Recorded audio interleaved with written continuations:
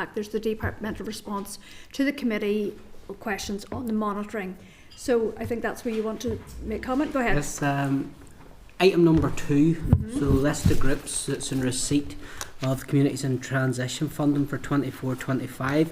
It would be helpful if we could get a breakdown of what each group received for geographical spread. I know there's ones that came to me from Northampton. I've been told that there's no money available for communities in Northampton. Item number 3, regarding the breakdown of maintenance costs for the Maze Prison Hospital wings. To be honest with you, I'm staggered. It's £27,754 that has went to the hospital wing. Surely there's better uses for that money. 5, there was a budget line for the Windsor Framework website, but they've come back and said the department is not responsible for a Windsor Framework funding website, which it's in the budget line. And if we can get clarity on that, it seems strange. And we had talked about before on the back of this. Item number 6, so the number of staff and costs involved in the department who work in relation to the Northern Ireland Protocol and Windsor Framework. 13 staff, and there's 737,000, 225,000 of that from His Majesty's Treasury. We had talked about bringing somebody from the department to committee. Yes. So I just wanted to raise that to see if we've made any progress in getting them to give us a bit more of a breakdown. What do these 13 staff do? To give us a bit more of an understanding. Okay, I think that relates to the departmental briefing on post-EU exit matters on the 12th of February. So, but you're right, we'll make a note of those queries. Okay, is there more there? No, that's it. Okay. Thank you very much. Just if we could go back to number 2, the point that Timothy raises about financial groups to communities in transition funding. Like the question he has, I would have an interest in just the criteria used for allocating this funding, how much has been given, and just the whole process behind this, because I think there's a potential for a lack of transparency here. Totally agree, and I raised it with the First and Deputy First Minister when they were here about phase 3 of communities in transition, not least because South Belfast isn't included, and that's where a lot of the tensions are at the minute. So it's really about keeping all that fresh. So I think we'll maybe look at that as an additional or a specific session, communities in transition. That'll be helpful, yeah. Are we in agreement? Yeah. Can I just check, Chair, Yes. is that an action to write to the department to ask the things that Mr Gaston has brought up? So those two things, what each group's received, Deputy Chair mentioned criteria and process for allocation, and then to get back to them on the Windsor Framework website because it's in the budget line. Why is it in the budget line if it's not their responsibility? Well, I suppose once we get the information back, then we can then decide whether to invite. Okay. Just also to ensure that there's a clear understanding of how a community becomes a community in transition. Well, that's the point I'm talking about with phase 3, because they have to do their scoping exercise to see whether there's changes. So, but it doesn't seem to have been taken forward for 7 years. So, things have changed. Okay, so where am I back in my? Anything else to raise under? The only other thing I have there is that there's the briefing. We know last week John Court, so we've got his briefing there, and he stated that we recommend, the Survivors Northwest, we recommend that any voluntary institution found by the inquiry to have been guilty of systemic abuse should be asked to make an appropriate financial contribution to the overall cost of the HIA Redress Board and any specialised services recommended by the inquiry. So I'm just seeking your agreement, committee, that we write to the department to ask to consider amending the HIA Northern Ireland Act 2019 accordingly. So it was basically around the financial contributions made by the institutions. Is that okay? Just on that, before you go off that topic, powerful contribution that we have in our pack. Something we need to prioritise. Really frustrated that when we were trying to get ones to come and appear before committee, the term was used, tread carefully. And I think it's this, there's an onus on this committee to really keep this at the forefront, and I agree with your member's statement yesterday to try and extend the deadline. so far a lot of these people have only got words, an apology and words. And what we heard last week, the apology seemed to be from the teeth out, and there is an onus on this to make sure that there's an element of justice delivered as well, for the victims and survivors. So you want to say something? Or no? Yeah, sorry, Chair. I agree with Jonathan, and I think the words in quotations in the document, tread carefully, could be read in two different ways. One would be a helpful way, and one would be potentially threatening or unhelpful. And I think we need to explore that further. Yeah. Not taking a viewpoint on what it means, but I think we need to have a clear understanding of what that actually means. The other thing I just want to ask as well, Chair, and I mentioned this to the clerk today, the Council of Europe have also embarked on a European-wide investigation into children and abuse of children in children's homes, and I think it would be valuable that this committee and our Assembly Research made contact with them just to understand the extent of that inquiry and to ascertain what, if any, involvement there have been from victims from both Northern Ireland and the Republic of Ireland into that inquiry. Oh, thank you. That's useful. Chair, just another comment. I think the tread carefully, the way I took it was that, if you rattle the nest, essentially, there's no legal onus on those to pay, and on that basis, they could quite easily walk away. These people need held accountable. They need to pay for the damage that they've done over these years, and if this committee isn't happy in the next number of weeks with progress made, I think we should explore the Section 40 again if there's a need to bring them back to committee. Yeah, well, I think that once the note from this morning comes out, you'll see that I gave a commitment to the Commissioner that once we finish the inquiry into gaps in equality legislation, this may be our next committee inquiry, which would set us up to be looking at all the issues: memorialisation, redress, specialist services, contributions, all the recommendations from Heart, because it has been so piecemeal and it lacks that accountability piece.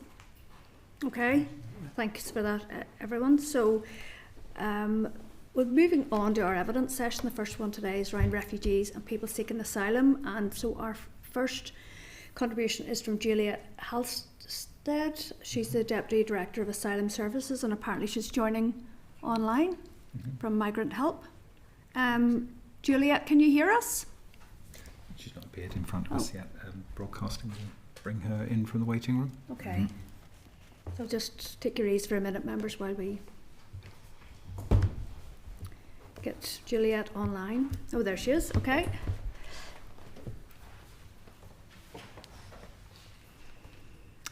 Juliet, can you hear us, please? I can, yes. Good. Okay. Oh, good stuff. Thank you. We can see and hear you perfectly. You can hear and see me, okay. Perfect. Thank you so much. So you're the Deputy Director of Asylum Services, Migrant Help, and we would welcome some opening remarks from yourself. Thank you. Yes, of course. Thank you, Chair. Juliet Halstead, Deputy Director of Asylum Services, and a big thank you for inviting us today to talk to you. Just a brief overview, really, of who we are and what's led us to be here today, really. It'll only take a couple of minutes, I promise. Migrant Help is an independent charity. We were founded in 1963 by a lady called Helen Ellis, and we were originally the Kent Committee for the Welfare of Migrants, so supporting displaced people arriving at the Channel ports. And we adopted our current name, Migrant Help, in 2010. For the last 60 years, we've developed projects and services that support, respect and protect refugees, those seeking asylum, survivors of trafficking and modern slavery in the UK. And from our sort of humble beginnings in 1963, we celebrated our 60th birthday 2 years ago. We now employ 580 staff directly and a not dissimilar number in our supply chain. We deliver a number of services across the UK, including our asylum service, which I'm here to talk to you about in a bit more detail today, as well as our modern slavery and human trafficking service, refugee resettlement, EU settlement advice, and then most recently the e-visa contract in England to support clients with the transition to the new digital initiative. You may have heard our name a little bit in Northern Ireland, as we do deliver the modern slavery and human trafficking contract with the Department of Justice. So it's a contract that provides adult male victims of trafficking in Northern Ireland with support and assistance in their recovery. So it is a big support package with one-to-one provision and wraparound services, and also secure accommodation where needed. Some clients, though, will be in the asylum system, and if that's the case, then potentially they're accommodated by MEAs. We supported nearly 380 clients through that service between May and October of last year, and we also deliver a very similar service with Scottish Government, and we're a subcontractor to the Salvation Army in England. However, the contract I'm here to talk about today is our asylum contract, which is AIR, which stands for Advice, Issue, Reporting and Eligibility. And in short, we're a primary point of contact for clients in the asylum support system or wanting to enter into the asylum support system in the UK. We're predominantly a reporting function, so we take a note of any issues, queries, concerns raised by the client, creating a clear audit trail, and then we send that to the appropriate party to resolve the query. So for instance, if the query relates to a property matter, maybe a maintenance defect, that is logged and then sent to MEAs as the accommodation provider in Northern Ireland, who are obliged to then resolve that in line with the SLAs in their contract. We don't follow up. It's not sort of a case management contract. We would advise the client on the response time, so how long MEAs have to resolve the issue, and if the issue still remains after that point, then we would ask the client to call us back, and we can escalate the matter and raise a complaint on their behalf. We largely deliver our services through a contact centre, 24-hour, 7-day-a-week service with full translation. And just for sort of context, really, in the last 3 months, that contact centre's answered an average of 88,000 calls a month. So large volumes going through there. We also run face-to-face services in the 8 regions of the UK, so we are co-located with MEAs in their Belfast office, and through that team we support all brand new arrivals into the asylum system. So we would deliver an initial induction, make sure people really understand their rights and entitlements and what asylum support is, and rules and sort of do's and don'ts, and then completion of the asylum support form, which is a full eligibility application for asylum support that the Home Office will consider, and ultimately it tests whether somebody is truly destitute and has no other means of supporting themselves. We also have a team that's an outreach team that support our most vulnerable clients who couldn't otherwise access our services. And then finally, the Move On service, which I know this committee is most interested in. So we deliver a positive Move On service. So that is once a client has been granted a positive outcome on their asylum claim, we take them through our service, which is 9 key touch points. But basically that includes the explanation of the grace period. So how long really they have to remain in their MEAs accommodation before that accommodation is going to be closed. And ultimately that's at the point that they would be made homeless. We would then talk to them about how to apply for onward housing and how to access universal credit, as well as a few other elements that I'm happy to talk about in more detail. We also deliver a negative Move On service. So that's where clients are refused asylum and then need to make steps to leave and return to their home country. So with that service, we would check to make sure that they definitely don't have any other eligibility for support. And if they do, we would help them to apply for that. Understanding the grace period, again, when their MEAs accommodation is coming to an end, and potentially we would post them to the voluntary return service. So how can they can voluntarily return back to their home country. And then the final step, unfortunately, for those individuals, because they don't have any recourse to public funds at that point, would be referrals onto homelessness charities or hostels. That's it from me. That's a bit of an overview of our service. Hopefully it provides a little bit of a starter, and then obviously happy to take any questions. Okay, thank you very much, Juliet. I really appreciated that. I have met with some of the Northern Ireland staff in the last few months, so I'm familiar somewhat with what they do, the great team on the ground. I suppose in terms of the role of this committee, I wanted to sort of focus in on that.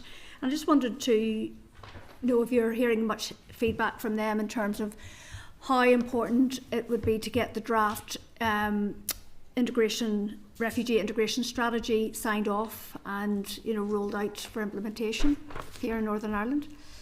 Yeah, absolutely. I think certainly there's been quite a shift in the last few years, following COVID and the system sort of naturally sort of grinding to a bit of a halt when people weren't moving through the system, and rightly so, and just sort of delays generally with those cases being processed. I know there's been a huge amount of activity in the last 12 months and more people moving through the system, which has resulted in wider properties being procured across Northern Ireland, and certainly something that we're seeing is that transition. When people have been settled in an area for a long period of time, and have put down roots in reality, and then moving out to new areas which possibly on a map don't seem very far to you or I when we can jump in our cars, but actually would feel like a very long distance for people once they're settled in an area. So understanding how that is sort of being rolled out across Northern Ireland, and helping to build the infrastructure, allowing those individuals to settle in areas more easily, I think is going to be absolutely key. Thank you. Juliet, we did invite mayors to come along today, and unfortunately they declined our invitation. So this may not directly be in relation to you, but as a South Belfast representative, obviously we would have a lot of contingency accommodation through hotels, and a lot of the feedback from the people who are living there, whether they're individuals or families with disabilities, is that the standard is not great. They feel like sometimes it feels like a prison, very, very restricted in their movements throughout the hotel, etc. To what degree do you find the advocacy role that you can provide is actually making an impact to improve conditions for the asylum seekers? Thank you. No, what I would say is the way that the air contract is designed is that the Home Office and the Home Office compliance teams do have full visibility. So that reporting function that I mentioned in my opening remarks, the Home Office are able to draw down a lot of intelligence around that, and see trends and patterns. If there are a number of issues, queries, complaints being raised in specific areas, so the Home Office do have visibility of that, and certainly through our sort of escalation routes we can highlight concerns. I think and again I'm definitely not here to talk on behalf of mayors, but I think it is very challenging in hotel environments for clients generally. It's living in sort of small bedrooms, hotel bedrooms, for any length of time, particularly if you've got children, then it is far from ideal, and it is a last resort to make sure that people are accommodated and they're not left homeless. But I know that there is a really big drive at the moment, and certainly we're working closely with mayors to make sure that people are ready and prepared and well supported to move out more quickly. I understand that a number of hotels are in the process of being decommissioned, and the drive at the moment is for more dispersed accommodation that is going to be a lot more appropriate for people to remain in until their asylum claims have been concluded. We have supported and run drop-in sessions at some of the mayors' accommodation as well, making sure that people are really clear about our service, how to access that, how to get help and support, and information on our website. And obviously when people do arrive and we complete that initial asylum support form with them, people could still be there for another 6 months after that, and if their circumstances change, they develop physical health conditions that mean they need to move accommodation, then they can reach out to us at any time and we can support with requesting those moves and expediting that sort of route through into dispersed accommodation. But the key is definitely more and available dispersed properties that mayors have at their disposal to be able to move people through the system. Thank you. Just one more on that. It's in relation to that sort of transparency of the complaints. Where there's a language barrier, where there are people who are probably living with trauma from where they've originated, etc.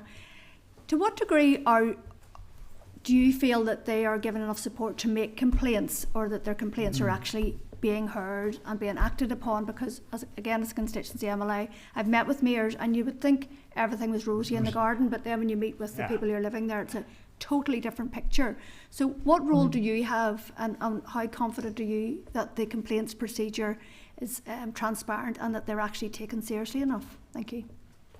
Yeah, that absolutely is a really good question. I think we do try and put a lot of emphasis from our initial contact with clients around their right to make a complaint if they don't get the service that they require, whether that be of migrant help, whether that be of MEAs, whether that be of the payment provider that facilitates their Aspen cards, or the Home Office. It's in all of our literature. We include it in our initial induction briefing with clients. All of our literature is translated. We produce hard copies in top 10 languages, and also there are versions available on our website where we use a Recite Me tool, so that translates into over 100 languages as well. So we make sure our information is accessible as possible, and we reiterate at every opportunity that, by making a complaint, it won't affect your asylum claim. This is absolutely your right and entitlement to do so. So we do really encourage people to raise complaints, and as I say, if somebody reports a maintenance issue, that might be, according to the MEA's contract, 28 days to resolve that issue. And if they ring back on day 30 and it still hasn't been resolved, then it is our standard script to say, would you now like to make a complaint? Would you like to make that sort of formal? So we would encourage it, as much as possible. There are escalation routes as well. If complaints are not handled appropriately or the client isn't happy, that we can then escalate those to the Home Office for them to look into. So I think I can confidently say from our perspective, we are encouraging and promoting that right of clients to be able to complain. Okay, thank you, Juliet. That's enough for me now. I'm going to hand over to Deputy Chair Stuart Dixon. Thank you. There. Hi, Juliet. Thank you. And just to say at the beginning, thank you very much for not only the history of your organisation, but the work that you do day and daily. It's incredibly impressive. I, like Paul, in my constituency, I've also had to deal with MEAs and accommodation in a hotel which is no longer used. They no longer required that accommodation. It was mainly a COVID period time of accommodation, and people have been moving back into Belfast away from my specific area. But I met some of your staff when we had an on-site meeting with MEAs and with some of the families that were using that accommodation. A couple of questions. Are there, from your perspective, any peculiarly Northern Ireland issues that you don't have in the rest of the UK, either good or bad?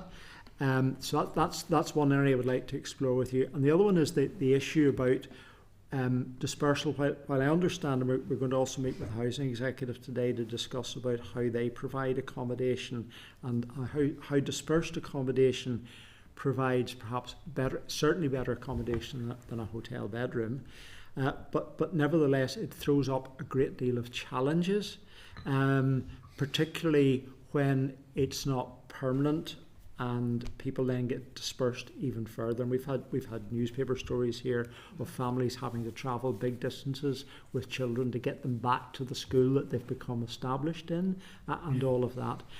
The other aspect of dispersal away from a specific area or community where people have come in the first instance or moved on makes it difficult. I worked, particularly when that hotel was operational, with a local charity that I'm involved in called Welcome Churches. And we've been providing basic English and various support, sports and other support to people in that hotel accommodation. But of course, once that's now closed, but once they're dispersed, it's much more difficult to keep those contacts up. So what advice do you have for groups like Welcome Churches and others in the community who want to keep contact with people? Yeah, I think in relation to sort of asylum dispersal generally and any sort of specific issues in Northern Ireland, I think it's probably similar to in Scotland as well, that the result of hotels and therefore wider procurement generally has meant that there's been a huge amount of new areas come online for asylum dispersal or for hotels, and it is about sort of catching up. The original traditional dispersal areas across the whole of the UK were originally established in 2000, and there's actually a huge amount of support and infrastructure and knowledge and services in those those areas, and it's now doing sort of what we can a little bit on the back foot, because accommodation needed to be procured and sourced as quickly as possible, and it's meant though that maybe the infrastructure hasn't quite grown in line with that, and I think that the challenge at the moment is trying to really support our clients to understand that actually, if they move 20 miles down the road, then it's fine, there will still be support services. And I know that that there is still quite a lot of work to do for us to build capacity, I think, as a collective, as in a partnership in some of those areas, but people knowing that there is a community centre that they can drop into, that they continue to develop their English, they know how to travel to get back to the nearest place of worship, to get culturally appropriate food, and I think many years ago, when I worked in the asylum industry, we people that were going through certain initial accommodation centres, the hubs in each of the regions, there was a wealth of material and knowledge in each of the areas that people could be dispersed to.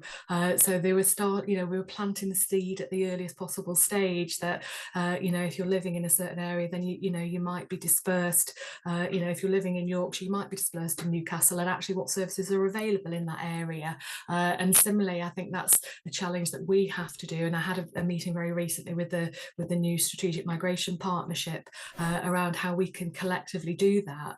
And if we're delivering that initial induction for clients when they first arrive into the asylum supported system and are probably going to be accommodated in Belfast, then actually making it really clear at that point that once you're dispersed, or once you've had a decision on your asylum claim, you could be dispersed anywhere across Northern Ireland, and actually providing information at that earliest possible stage, ideally accessible, translated into the right languages, just sort of preparing people that actually you might be dispersed 30 or 40 miles away, and that's okay, because actually look at the services that are in that area, look at the services that we can link you in with. There is ESOL provision, but I think it's natural that people, particularly post decision, are wanting to go to areas where there's community groups, but also where they've got the most chance of success. So potentially where there's there's opportunities for employment.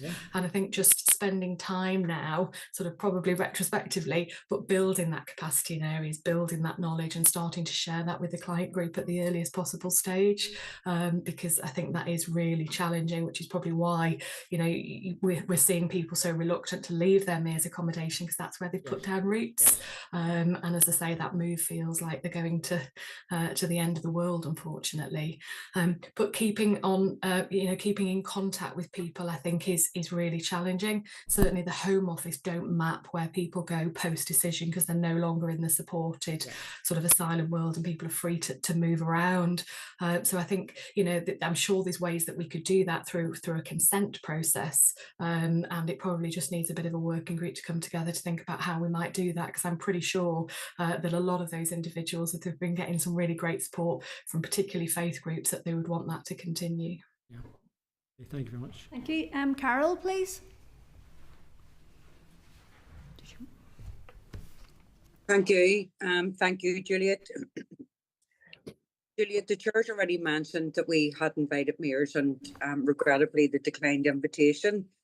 But certainly, if you could expand a bit, I mean, we've had a situation here where some areas have actually put posters up saying that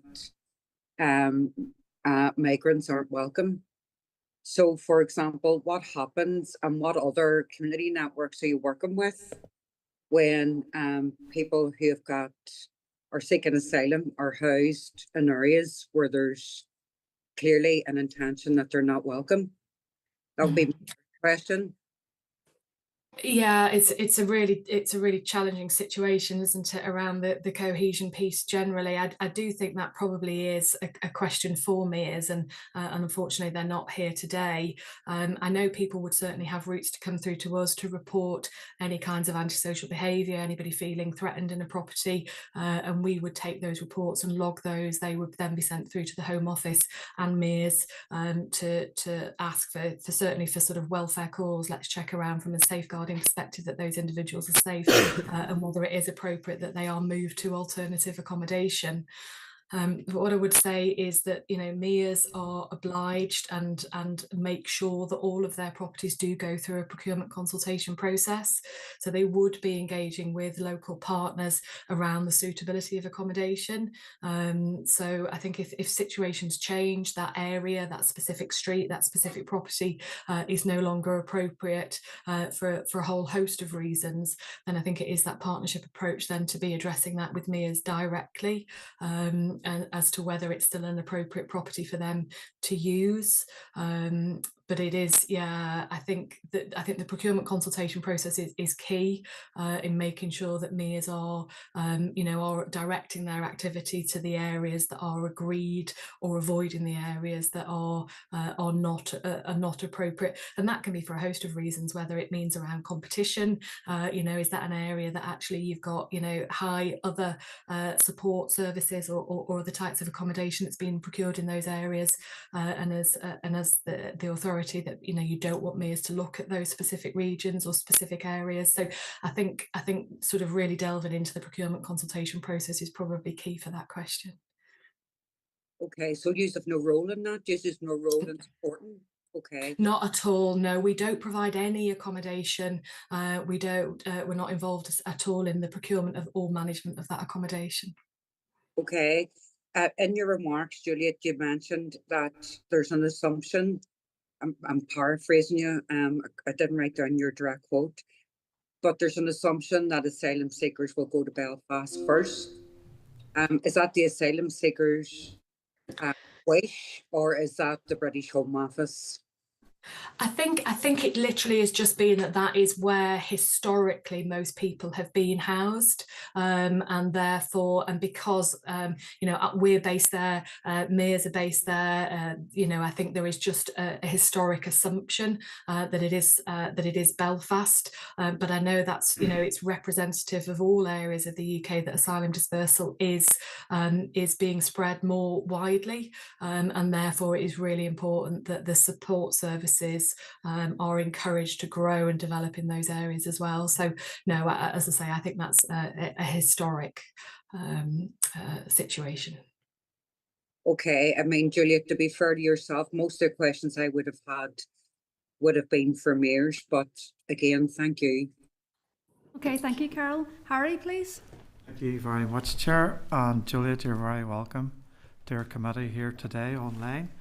My question's reasonably similar to Stuart's. I was just wondering, Juliet, what's the level of demand for your services from Northern Ireland here compared to the rest of the UK?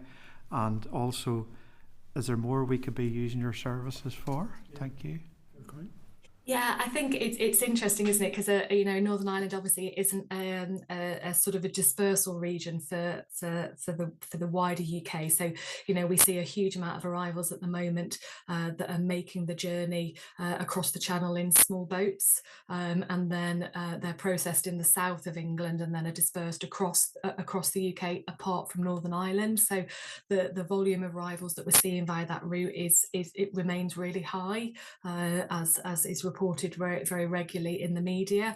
So I think from that perspective, the demand on Northern Ireland is lower than we are seeing in other parts of the UK, but probably representative for the size of the population. So you know, the demand on our services is exceptionally high, and I think, you know, when I said sort of the opening remarks, you know, to think that sort of almost 90,000 people are contacting our call centre on a monthly basis, plus all the people that we're supporting for new arrivals, the move on service. So yeah, certainly I think from a migrant help perspective, when the contract was commissioned in 2019, it's the volumes are significantly higher than we were anticipating. I definitely think there is more that we can do. I think certainly because of widening dispersal, because of those new areas that have come online, I think there's a lot more that we as partners need to do to to really build that infrastructure in those areas and really support clients to be able to settle and integrate into those areas as swiftly as possible. And part of that will be about building capacity, information sharing, myth busting. You know, we are a charity, so any surplus we do make goes back into supporting our clients, and we're running a number of different initiatives at the moment, and one of which is a schools project. So going into schools, and we've run a number of webinars, but really, you know, helping that generation to understand our clients, the journeys they come through, what drives people, and that's been fantastic, and we definitely welcome doing more of that across the UK as well. So yeah, always more to do. Yep. Okay, thank you. And if you don't mind me asking, Juliet, what were you called before Migrant Help? I was just wondering. You say you we were the Kent, so we were Asylum Help, but then we were very originally the Kent Committee for the Welfare of Migrants, because we started on that south coast. You've really spread out from that. Okay, yeah. Thank you. Okay, thank you. Sinead, please. Yeah, I'm just going through the recommendations in this document here, and recommendation 5 was only partially accepted by the Home Office, but one of it was the request about reviewing the data in relation to the quality and completeness of the data regarding vulnerabilities and the needs of families in contingency accommodation.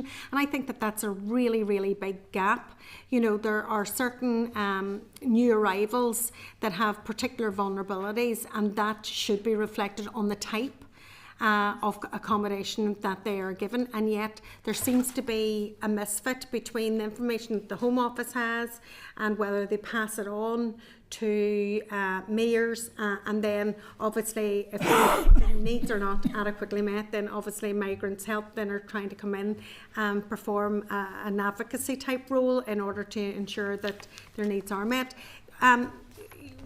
What is your experience of those information gaps and how the system could work better if more agencies were involved at the very, very beginning in the collection and sharing of the data? Mm. Yeah, I think it is particularly challenging because you know, we're actually notified of the arrivals in Northern Ireland by MEAs, so they would contact us on a daily basis with a list of everybody that arrived the previous day, that they were asked to accommodate, and where those individuals are, and at that point MEAs have probably had a very limited interaction with the client. They've literally but you know, I think their SLA is 3 hours, so you know, they've been contacted to transport somebody and accommodate somebody in a hotel, in an emergency accommodation setting, whilst they then apply for full asylum support, which is where we come in to do that. So I think at that stage information is limited. I also think as well that clients often don't disclose information at that earliest possible stage.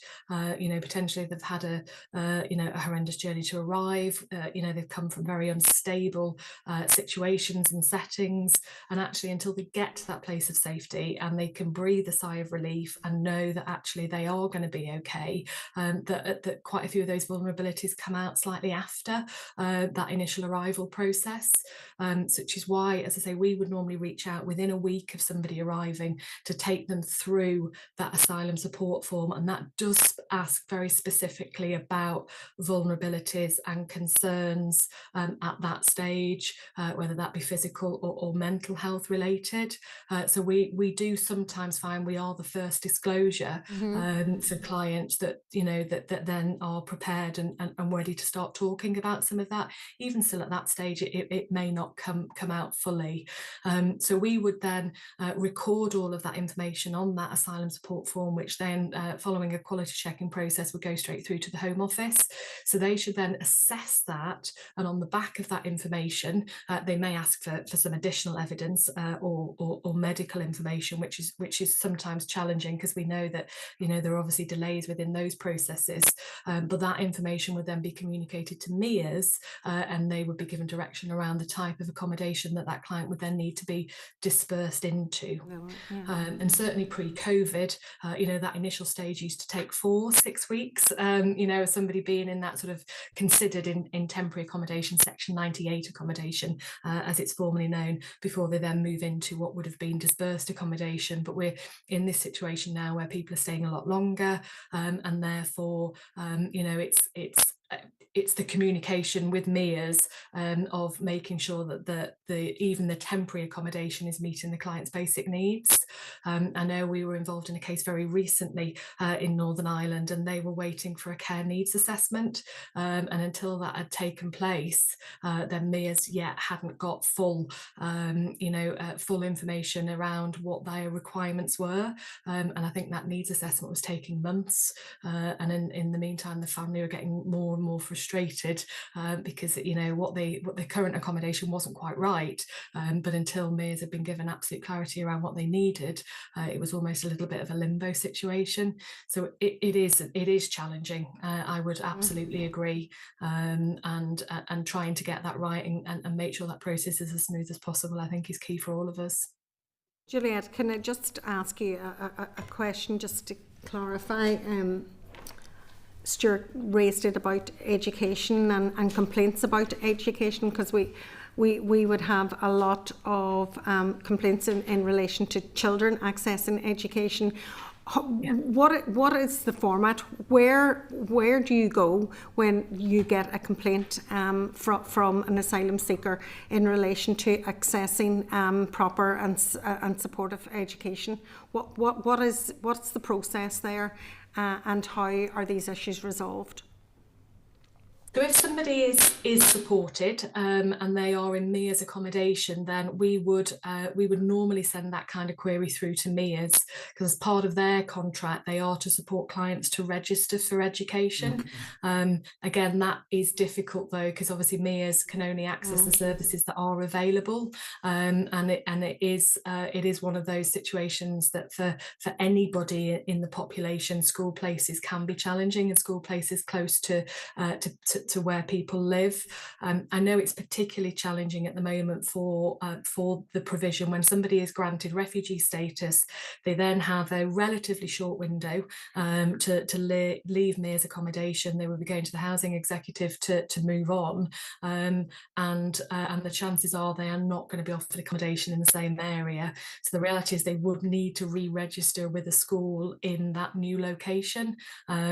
But I know I have two children, and I couldn't think of anything more disruptive than getting them to move schools, particularly as as one of mine will be entering GCSE year next year. So and families will then use their much needed funds to transport families to transport children back to school. I think unless the areas where MEAs are procuring accommodation are areas where there is onward social housing or accessible, affordable, private rented accommodation, and unfortunately there is always going to be that need for people to move out of that accommodation as soon as they've got a decision on their asylum claim and they've been granted refugee status. So just following on from that, Juliet, to what degree, this might be unfair to ask, but to what degree do you believe Northern Ireland departments evade their integration responsibilities? I have to say, I think I would have to pass on that question. I don't think I'm informed enough to comment on that, unfortunately. I think what I would say from a housing perspective, it is challenging across the whole of the UK, and I do see this isn't something that's isolated to Northern Ireland. I think we're certainly seeing significant challenges in Scotland, in the devolved areas, and across the UK in being able to support individuals, and particularly the single men who, often there's no homelessness duty, so we often see that they're not offered any accommodation anywhere, and a lot of them are going to live with sort of friends or family for that initial period. Okay, thank you very much, Juliet. Thank you. Brian, please. Okay, thank you, Chair, and hello, Juliet, and thank you for attending online. certainly, along with other committee members, I am disappointed that mayors haven't agreed to attend currently, and hopefully they will take up the invitation to attend this committee, because there's various questions that you're not able to answer. Can you just clarify some matters? When asylum seeker is granted leave to remain in the UK, at that stage are they entitled to work and earn an income? And absolutely, yes. Yes, they would be able to access all of the mainstream services at that point and would be available to work. And do you continue to support those individuals after that stage? What are the other stages in the process? So starting off as an asylum seeker, they're either granted leave to remain or not. What are the stages after that? Yeah, so no, we don't. So our contract is that we support individuals through that notice period. So there was a very recent change that the Home Office made. I think it was the 9th of December, from memory, that might be slightly wrong, where the notice period has been extended from 28 days to 56 days. So that really is to support with sort of higher volumes, but also that transition to e-visas. Now things have gone electronic, so people, so in theory, from when they are given a decision on their asylum claim, they have 56 days then before their Home Office support is discontinued. MEAs would be notified at that point, so they've sort of got that advance notice, and MEAs then are obliged to inform local authority, housing executive. So we are all ready and prepared, and we can start supporting that family around the next steps. And then once the Home Office have completed everything that they need to and have issued the e-visa account to the client, that's at the point then that they are then given a minimum of 28 days and the notice to vacate letter by MEAs, which will have the formal end date on for their asylum support. And that really is sort of 4 weeks when everything sort of needs to happen. There's an awful lot to do from that point on. So we would support them during that discontinuation period, that grace period, making sure that they have done everything that they need to. So they really understand what's happening, what they need to do to apply for universal credit, for housing, to start thinking about employability, so signposting into Job Centre Plus, and so on. And we would support them with that process until their Home Office support ends. But we, unfortunately, our contract doesn't allow us to sort of continue to support after that point. Okay, no, that's helpful. Appreciate it's maybe not what you deal with, but would you have any feeling for what percentage of applicants are granted leave to remain and what percentage are not? It would be a feel. I think it's difficult because those numbers do fluctuate quite significantly. What I would say is the ones that are basically given a negative decision at the moment are in the minority. The majority are getting positive decisions and are able to then work and move on from accommodation. But I also think it is more challenging for the Home Office to process those negative decisions because there are rights of appeal within that system. So people that might have had a negative decision initially could be going through the appeals process, and therefore it takes much longer to actually formally discontinue somebody's support and bring them to the very end of the process. So you know, if the applicant was from a country that has higher sort of grant rates, then those positive decisions are probably the ones that are quicker to process. And last question, it's to ask, do you engage with local communities or do you just engage with the individual applicants, the asylum seekers? I mean, the growth in asylum seeker accommodation, MEAs accommodation, has accelerated change in Northern Ireland society, and it's not evenly spread, particularly in areas of lower value private housing, where there's more private rentals. And obviously private landlords can get a higher rate for MEAs accommodation, and that has changed community cohesion in those areas, and I would hear that from people saying that there's a higher turnover, you know, and they don't know the people in the street the way they used to. And it's important that there is community cohesion activity to just, as we're used to in Northern Ireland in our own divides, but this is another area in which we have to work against divisions. And so does your organisation, do you engage in any community engagement in areas where there's higher numbers of migrant accommodation? It's not something that we do routinely, but that's not to say that it's not something that we would be able to support with. I know we've run, in certain areas, we have run roadshows for partners, and whether they would be statutory services or the voluntary sector services, sort of really making them aware around our client group and our agenda, and sort of raising awareness generally of the work that we do. As I mentioned earlier, we have our schools programme, so we are keen and are regularly sort of offering to go out, and we will come and visit any education setting and talk to them about our client group. We've got some brilliant tools and materials around that, so I think we would certainly we could support with some training, myth busting, awareness raising in community settings, and support that effort, but it isn't something that we would routinely do as part of the contract. It's probably something that we would more look at and support from a charitable perspective. But definitely happy to be involved in those discussions going forward. I think if there are community events when various groups are putting up stalls and engaging with people, I think that those sort of are important opportunities just to be engaging with people, in conversations. Okay. Yeah, thank you. Absolutely. Yeah, we run a number of campaigns as well. Again, sort of mainly awareness raising, and I think they would be really good to sort of share as far and wide as possible. And happy to pick that up with the strategic partnership team and see if we can sort of get that distribution list as far and wide and on various platforms if that's going to be possible. Okay, thank you, Chair. Emma, please.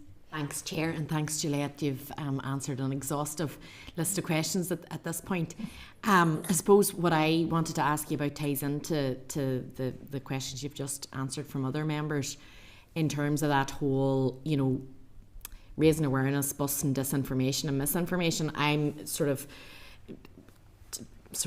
I suppose, in line with what other members have said. My interactions with mayors haven't been fantastic, but I do know that the last two asylum seekers that I had that had approached me for help, it was actually the local community that had got in contact with me. They were involved in both the Gaelic club and the soccer club locally, who were keen, they had made friends and they were in the teams and they wanted them in the area and were getting employment for them and looking about them, and I'm glad to say that the area that I represent, that's commonplace and people are integrating into society really well and making those connections locally. But it would be remiss of all of us not to acknowledge that we have had examples of the opposite happening across the north. And you had mentioned the events that you were having in schools. I wonder, is that happening here as well, or is that in England that you're talking about there? No, it was launched across the UK. I think the last update that I had, I don't think any schools in Northern Ireland had taken us up on our offer, but I can certainly ask that team to reach out again and make sure that we are promoting it in the right channels, because maybe that's just something that we haven't done, but we definitely are keen to be able to do that, and we are upskilling more of our team to be able to come out and deliver those sessions as well, because they have been really, really well received, whether that's just working with a small group of children based on specific need, or whether it's coming and supporting with an assembly. We will do sort of anything and everything, and so we could sort of pitch it at the right level depending on the age of the children, but it's just something that we feel is exceptionally important in hopefully educating that next generation who will maybe look at things slightly differently. Yeah, to be honest, I think it kind of ironically the younger children don't need that at all, probably. I know that I was in a primary school recently in my constituency. I think they've got 26 nationalities in the school, and it was celebrated, and there was all sorts of examples of events that they'd had to ensure that there was inclusivity and everybody was, you know, valued and their perspective and culture treated as importantly as it should be. So probably is to the older end of the scale. But no, I just wanted to ask about that, and thanks very much for your evidence today. Thanks, Chair. And that's lovely to hear, isn't it? That there is that diversity and that cohesion happening in that setting, and so important. Thank you. Claire, please. Thank you, Chair, and thank you, Juliet, for your presentation. I suppose where issues arise within my own constituency, it very much is around that transition period in terms of people who have been given leave to remain. And I think even just in response to Brian's question, I think in a previous presentation this committee was told that it's about 70%. So it is quite significant, and the turnaround's much quicker than I think most of us would assume that it is. So I think the challenges are then almost manifested because of that, because getting appropriate accommodation, getting a job, getting, you know, all the various aspects that they are entitled to, you know, after they get that status, is perhaps where the issues come about. You know, certainly within my own constituency, I'm hearing of really awful situations where maybe 8-9 people are in hostel rooms together, and it doesn't sound great. And, you know, perhaps unofficially the housing executive is telling me that it is putting them under significant pressure in relation to the housing crisis across Northern Ireland. I can only speak to my own constituency on that, but I expect it's not dissimilar.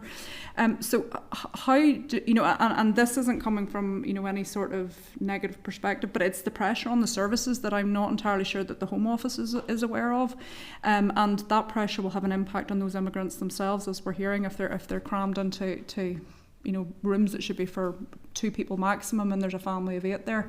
And, you know, it's how do we do better in that respect, so that, you know, it sounds positive and all of that, but the experience on the ground is that certainly for those people who have come from the most horrific of circumstances, it's not.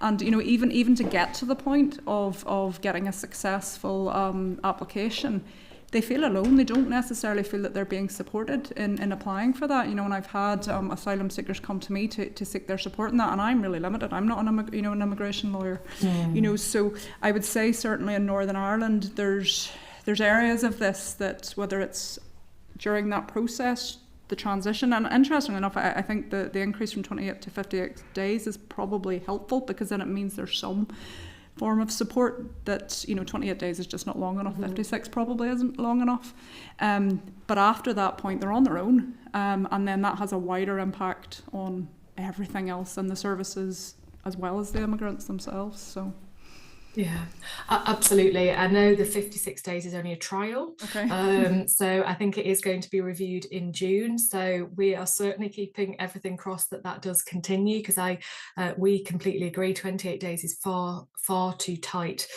because I think, you know, the reality is the world of asylum, its support, it is relatively cocooned. You know, people are provided housing, and, you know, their essential services, but you know, even down to budgeting, and, you know, and the impact of utility costs going up, you know, people don't see that necessarily once you're in the asylum supported world, and therefore it's a huge transition to think about where you're going to live, but be able to, you know, let's say you're lucky enough to be offered a tenancy, you know, relatively quickly, you know, sustaining that tenancy and being ready and prepared for all of those skills that kind of come with that is challenging, and you know, and you know, sort of expecting people that they will be job ready at the end of that process, when actually have they been able to access formal ESOL provision, you know, how are the English language skills? I think there is definitely more opportunity to do more whilst people are waiting for a decision. I appreciate that is always a difficult balance as to how much do you do if somebody potentially isn't going to be allowed to stay and remain, but actually just from a social cohesion perspective and helping people to integrate and be part of communities, you know, which, you know, we are regularly looking for new community groups and places that people could go and volunteer, you know, and actually to be part of that community. I think, you know, again, the integration piece, the settling, the language skills are absolutely key. And I think there is more to do in that space, you know, preparing communities for the arrival of this really diverse community, but then similarly how that diverse community has a huge amount to offer, and how we can link those and people see the value and the value of the whole relationship, really. So yeah, I think it's again, similar answer I think I've given before, but there is definitely more to do. No, look, and I appreciate you saying that, because certainly where there is positive news stories, it's not coming from mayors, it's not coming from the UK government and the Home Office, it's coming from the church groups, it's coming from the community groups, and those are the people who are doing the job of integration and helping people navigate all of that. I personally think that the UK government is deeply irresponsible in accepting, you know, their asylum policy and not actually, you know, funding it or providing the information that's required to ensure that it works. And it's shocking to see how they're expecting some people to, you know, to come into this UK or into this country after a period of trauma and war, and then you know, not really help them. It's irresponsible, and I'm not necessarily looking for a comment. I'm putting it on record because I think they need to recognise that. But thank you. Okay, thank you, Claire. And Timothy, please. Thank you very much, Chair, and thank you very much, Juliet, for coming along today. And like other members, want to just voice my disappointment that mayors didn't come. I think it would be very worthwhile if they were here to answer a number of the committee's questions today. Just picking up on something you raised in your evidence session, you said that on a daily basis mayors would contact you to inform you of the number of people that arrive here in Northern Ireland. Can you give us a bit of a flavour as to how many on average on a weekly, monthly basis that would be? I wish I could. I don't think I can really, because unfortunately the data is owned by the Home Office, and I know they do share data with the strategic partnership. So I think they need to probably be the route for specific data on volumes that are currently housed in the different groups as well. So the different migration groups. I think that data does come across on a monthly basis. So I think I would have to leave them to provide that directly. But yeah, MEAs because MEAs are the ones that are housing those individuals very quickly. They would notify us, so we don't actually get informed directly from the Home Office of the clients that we need to support via that initial accommodation route. That does come via MEAs. They share that information with us via secure SharePoint site on a daily basis, along with details of which accommodation that the client has been housed in. And any vulnerabilities, if they're aware of them, to help us to communicate. So if potentially the client is deaf or blind, you know, that information would come across to us, so we're aware for when we reach out to that client and offer our services and our support. And as I say, we take them through that initial accommodation process. And similarly, when you know, MEAs then, or when support is being discontinued, then we do work closely with MEAs to make sure that we don't have gaps and that those clients are well supported. Yeah, so you had mentioned about the number of people, well, not the number of people, but a familiar route for people to come to the UK is small boats into England. Can you give us an idea of the people arriving in Northern Ireland, how they're getting here? I wouldn't have that knowledge or intelligence, I'm afraid. Again, I'm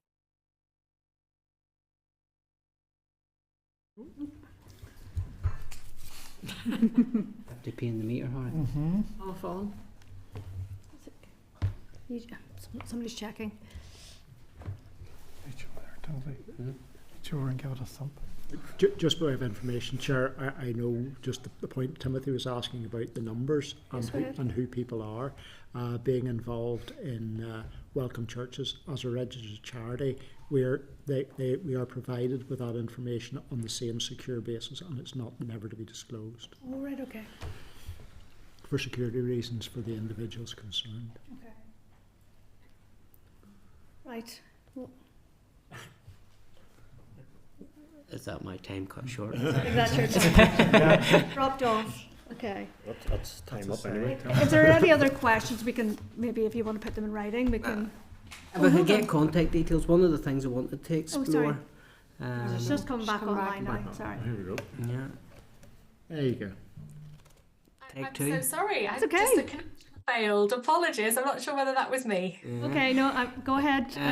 Julie, I just wanted to move on. So you had mentioned about modern slavery and human trafficking. Can you give us an idea of what crossover there is in that work with asylum seekers? Is that something that asylum seekers would be involved in?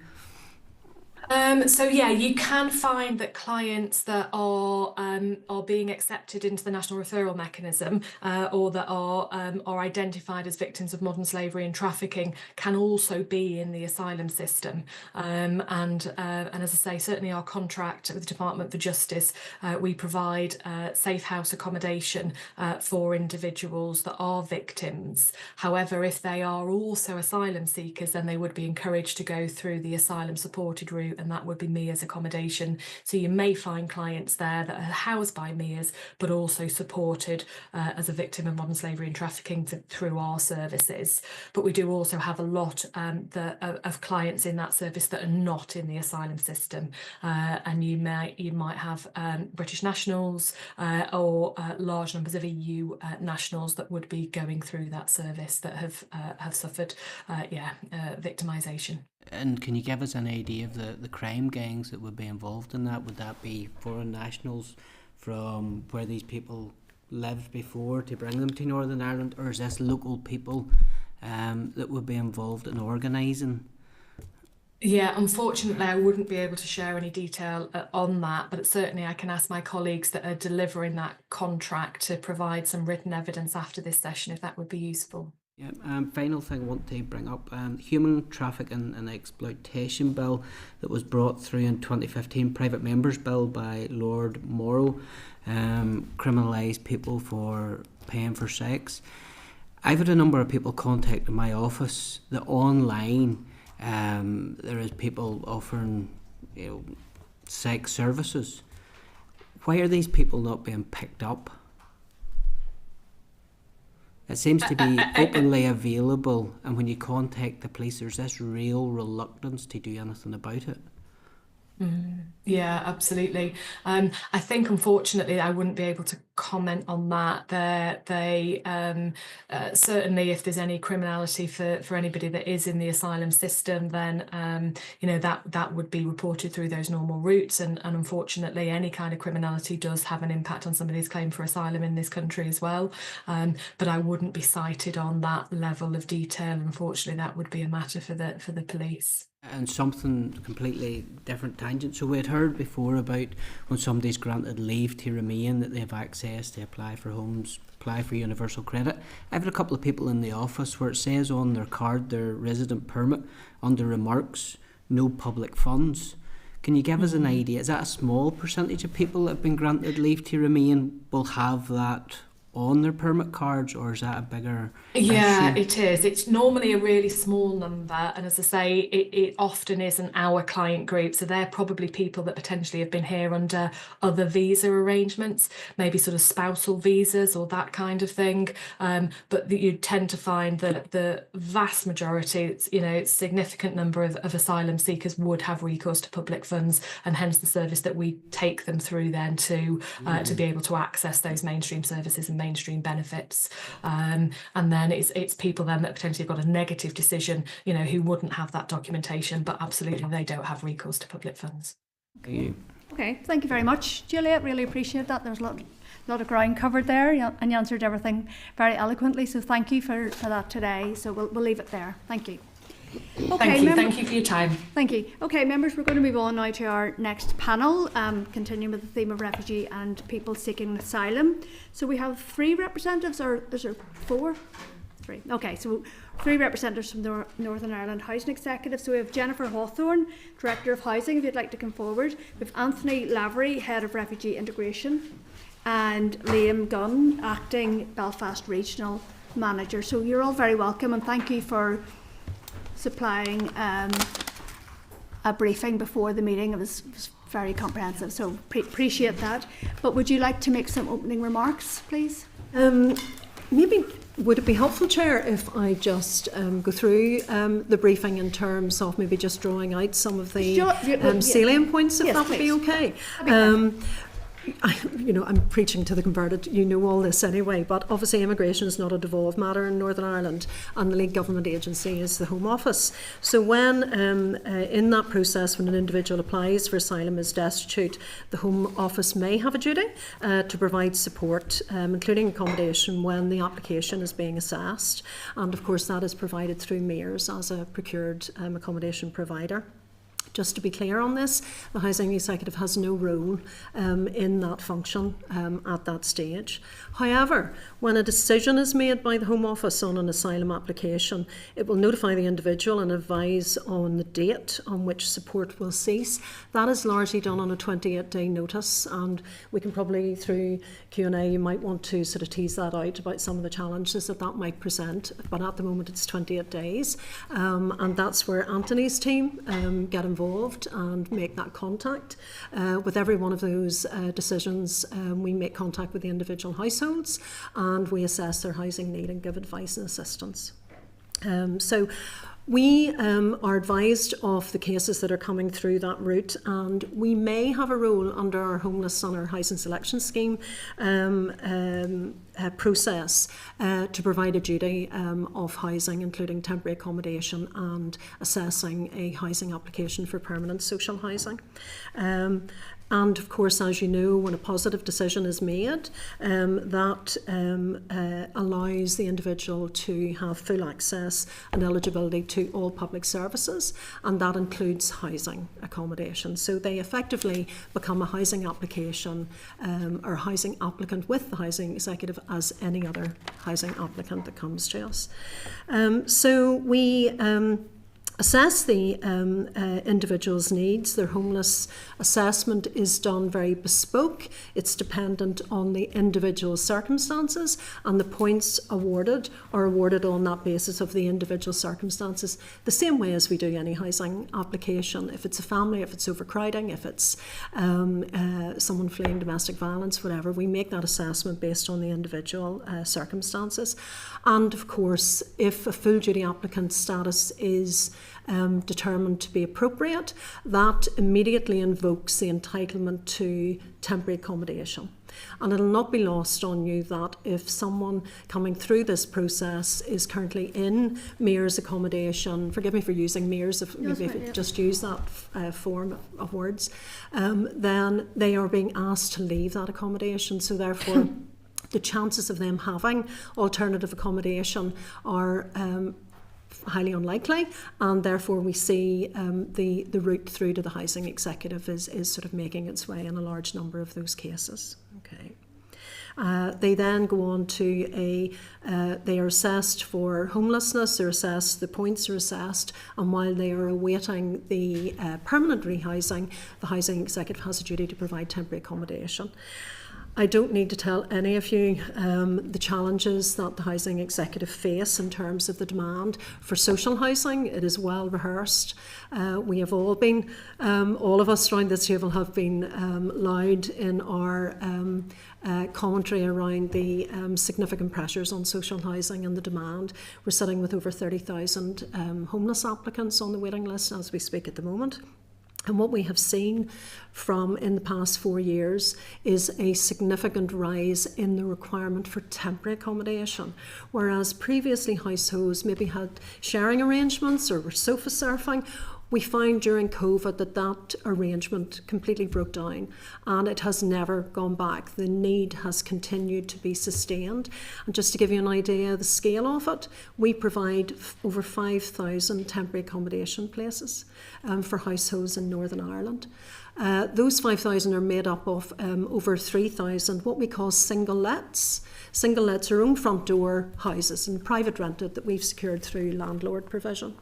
So it is own front door, it is your own home, it can often be very comfortable, and we have standards obviously that we put in place, and that is our preference, as well as a really important element which is over 1,000 places within hostel accommodation. Hostel accommodation is nearly all own front door as well, so apartments are individual units within a hostel. It's not bunk beds or sharing type arrangements. So that is very important cohort and a very important provision by the voluntary and community sector.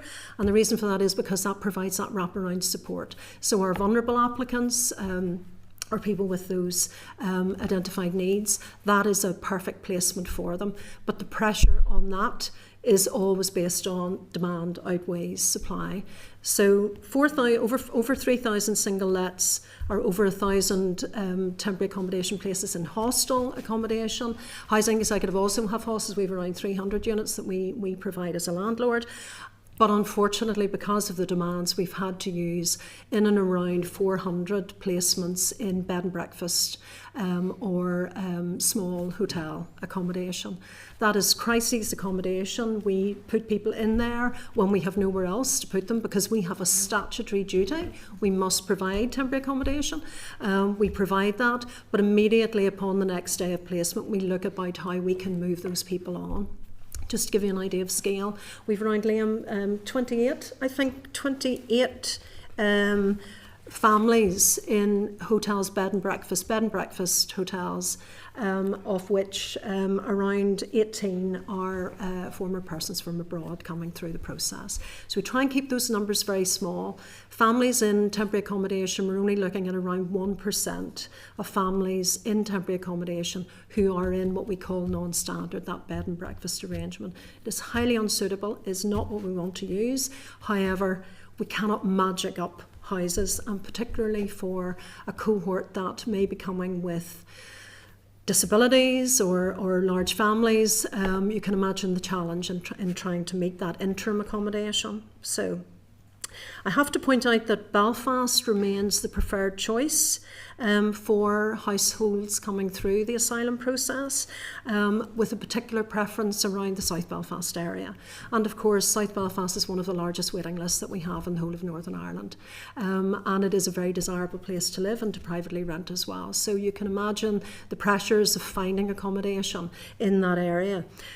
Mears provision went through a sort of dispersal process, and there, while initially there was a concentration in Belfast, there has been a move, as you know, to make find Mears accommodation outside Belfast.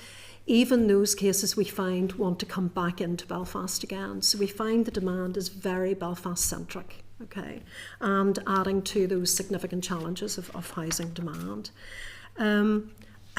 I think maybe I don't want to elaborate on it. I have some figures in the back of the briefing that we provided. I'm very happy to answer those because I don't want to hog. I'm sure you've questions, and maybe we'll address the rest of the issues when we answer the questions. Okay, thank you very much. So the reason we invited the Housing Executive to come before committee was off the back of a comment from one of our panellists from a meeting in September, when he referred to the Housing Executive as institutionally racist. And we wanted to give you an opportunity to respond to that. So I'm not sure whether you watched the session, but I just wanted to know if you wanted to respond to that. I very much welcome that. Thank you very much. I don't think I need to tell anyone how, in 50 years, the Housing Executive has been a public service that has served our community through very dark times in a deeply segregated community, and the ethos and the value that we stand by is one of fairness and equality. So I don't recognise an organisation that could even, be hinted at as an institutionally racist one.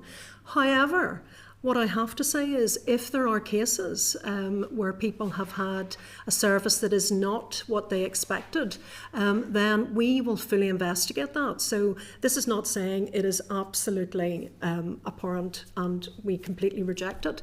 It's not the organisation that I know. It's not the organisation that the staff, the 3,500 staff work in, behave. And what I would say to you in that particular case, we did give details, and in fact in the specifics of that particular case, we had the records of very warm thanks for the housing executive for the service they have provided. So we will always investigate. We will never say, you know, that there may be instances where perhaps we haven't done the service that we want, but this organisation that we work in is not institutionally racist. We are a public service that gives our service to everyone in a fair and balanced way, and I think we have a clear record of that. But we take these comments seriously, as we would with anyone coming through a process that they feel they weren't getting the proper service, and we will investigate and make sure that if there's anything that we need to do, we will do. But in that specific case, you know, we did provide the evidence that we were clear that the service was good and was recognised as being good. Okay. Thank you for that. Just leading on, but in terms of racism in society, and I have raised at committee a number of times around some of my constituents in South Belfast who have been intimidated out of their house through racially motivated attacks, damage to property, burning of cars, etc. So do you feel that the Housing Executive's response in supporting them to either maintain that tenancy or find another suitable accommodation, do you feel that it is fit for purpose at this time, given the tensions in places like my constituency? When someone approaches us, particularly if they're not in a housing executive tenancy, so when we have an applicant who approaches us, they're approaching us with a purpose and an ask, and that ask is for rehousing. I think I totally recognise that we as an organisation want people to remain within their homes when they have been subject to violence, and that includes domestic abuse or victims of hate crime in any of its manifestations. And of course, the ambition and aim is always to have someone remain in their home and provide the services around that. You'll know that there are services such as the HIPAA scheme, Hate Incident Practical Action, where we can do security measures to homes to allow people to remain. However, that individual, if they choose to be rehoused and seek rehousing through us, we have a statutory duty to assess them under the homelessness legislation. There is the recognition within the scheme, obviously for people who have been intimidated out. We go through the verification process to do that. And we, of course, immediately, if the full duty applicant status is through that particular route, the offer of temporary accommodation, because the immediate requirement is to bring that person to a place of safety.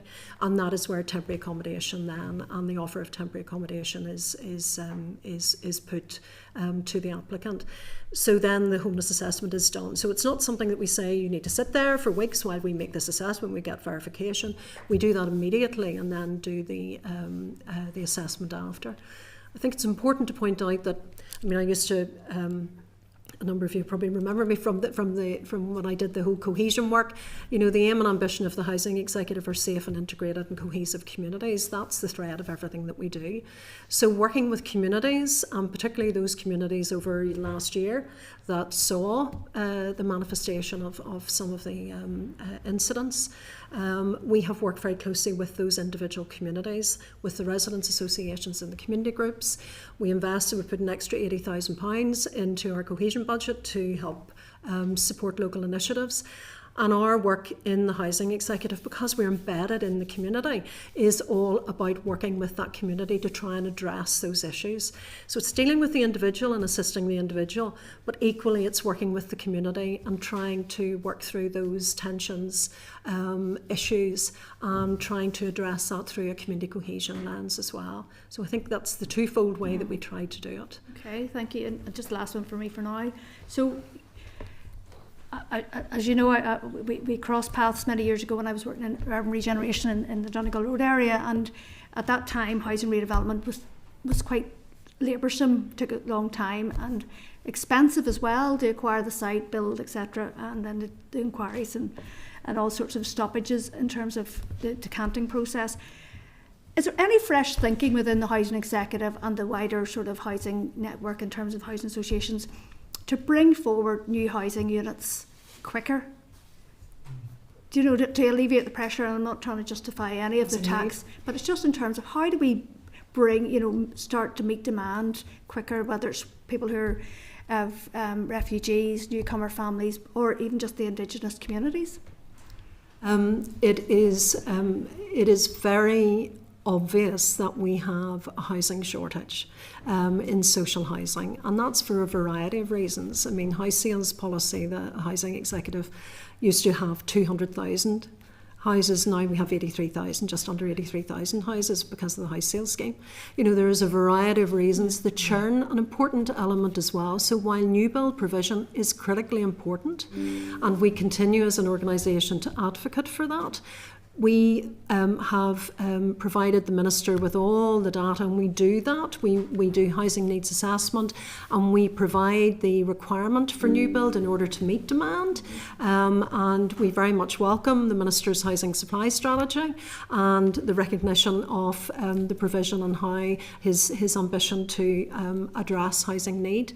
There is no doubt that there is an added complication in that people, when they get a social housing tenancy, tend to stay. They are very settled. They are good, strong, secure tenancies, and we find our churn, as we call it, the turnover in social housing has significantly reduced. Would have been over almost 6,000 houses a year. Now it's sort of about 3,500. So people are staying. So there's all the housing. There are many levers. The private rented sector, and if it is shrinking, the increasing demand of people who are looking to privately rent and competing for a smaller pool. Applicants who cannot afford the rents that are in the private rented sector, and we all know that the rent levels have increased. So a vibrant private rented sector is a critically important component as well. But new build, new social housing is absolutely a key element to it, and we welcome the additional funding that has come through mid-year to be able to realise a target of around 1,500 new homes this year. But there's a strong recognition, there's an evidence need of the scale of housing that is required, and importantly, in the areas of where the housing need is. So we need to make sure that we're targeting those areas where the housing need is. So we in the Housing Executive are doing everything that we can to make that case, to support the new build programme, which is vitally important. And I think we can all agree the standard is absolutely superb of new social housing that is being built by our housing association colleagues. But of course the Housing Executive are very keen to get back into that arena as well. And you'll know, I know Brian knows the Sunningdale properties, and we've started with a pilot in terms of the Housing Executive back in that sort of provision area as well. And we believe we can be a significant contributor to that. Okay, thank you very much. You can't build houses in a day, you know. It is a long-term process, and we need to be upwind of it and commit to it. And of course, we need the budget in order to do that.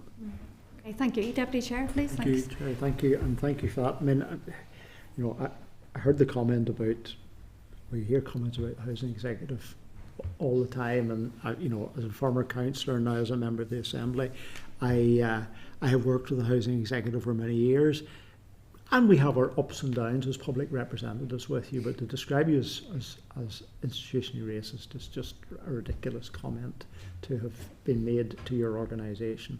And I do recognise that the Housing Executive that you describe and the history of that organisation, the amazing work that you have done over the years. But today, the purpose of the discussion is around how those people who have been granted status to remain in the United Kingdom, how you approach that housing.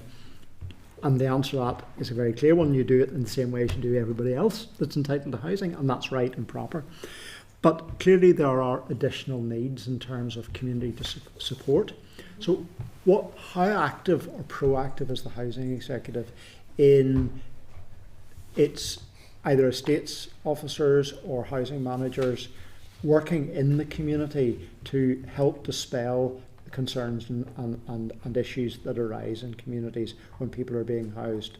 But that's not necessarily those from other countries. It can quite often be people inside Northern Ireland as well. But just in general terms, how do you work with communities to ensure people that the accommodation that you're providing, first of all, it's been allocated on a fair basis, and secondly, that you're there for the long haul to work with people? And I've seen you work with people on antisocial behaviour, you know, flat stairwells, all the sorts of issues that arise.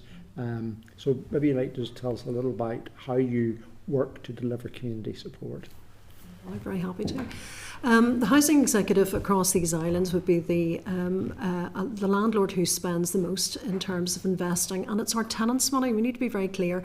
Housing executive as a landlord is self-financing through its own rents. Okay, so we fund in and around £3 million of community investment.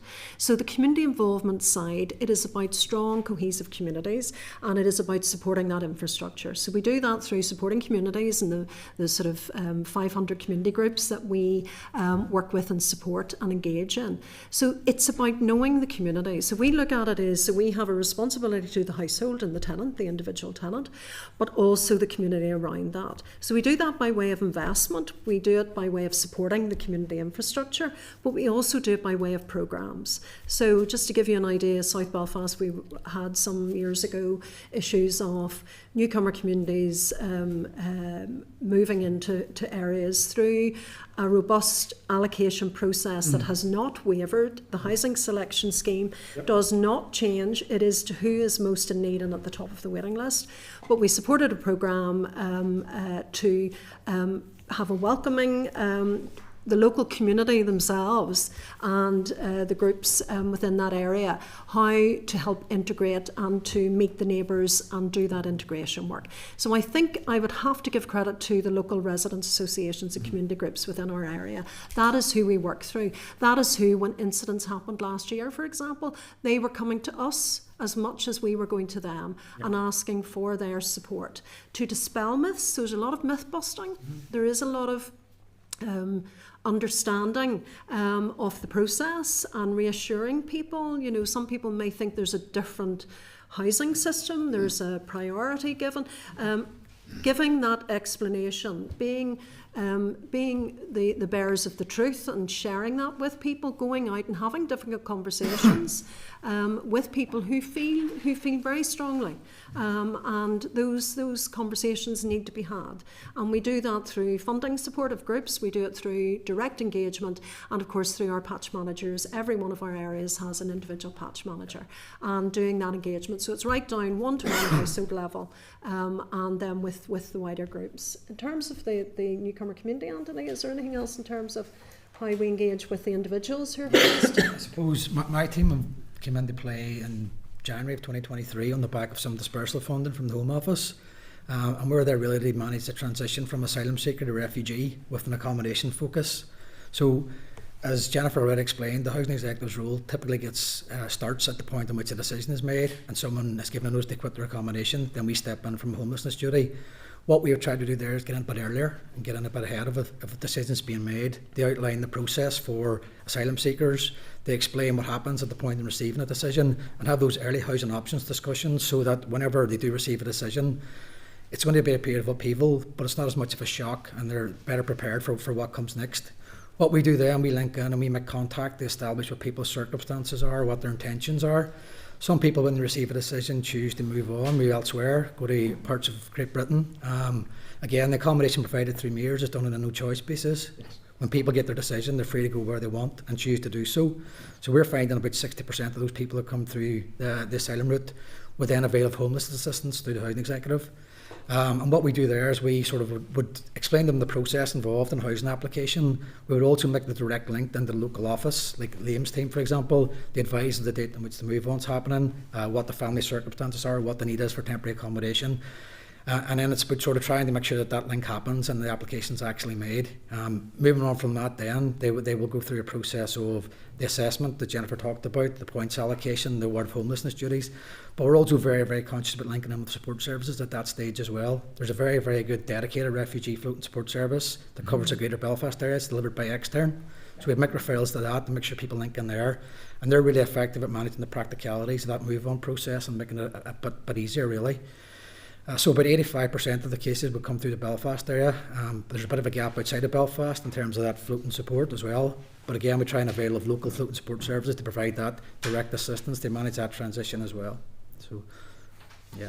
Liam, anything from an operational perspective in terms of our engagement with communities? Yeah, well, really just reiterating the roles of our housing community network, and the community groups in areas, and they were very much to the fore of the incidents last year when they occurred in terms of coming forward and trying to offer support.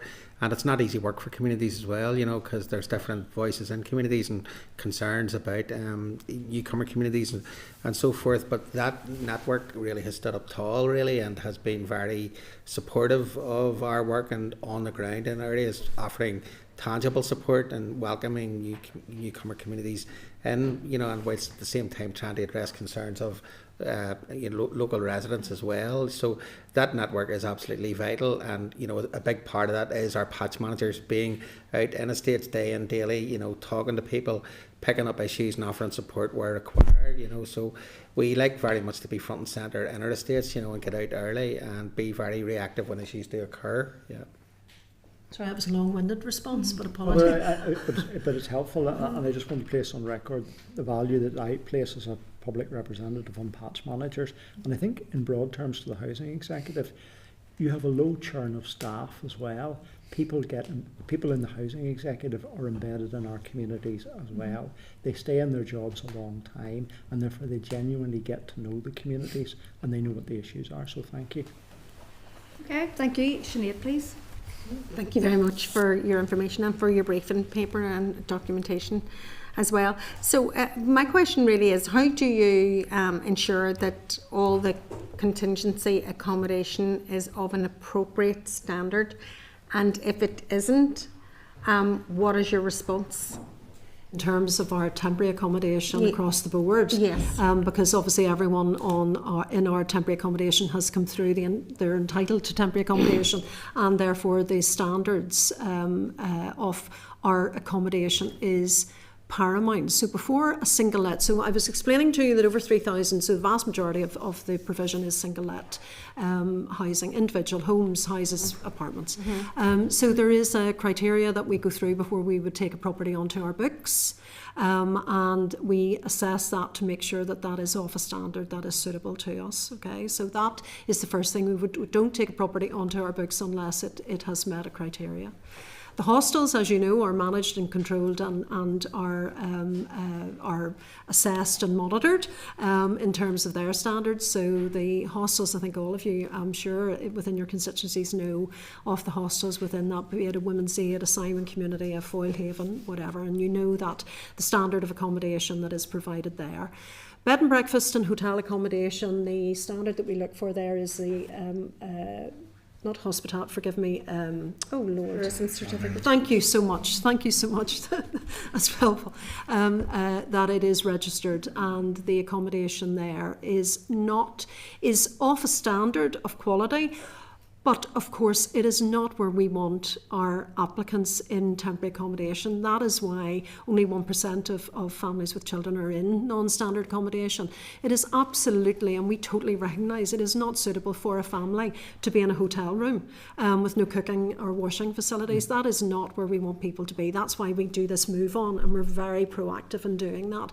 So it is of a quality standard, but not in terms of the services and availability there. And often, sometimes we have to place people because of the lack of availability in locations that are outside where their connection is, where the children are going to school, and that is just not right, and it's not where we want to be, and that's why we immediately try to move people on. We'd actually some really good successes in December. We were able to reduce those numbers quite a bit and move into temporary or to single let accommodation.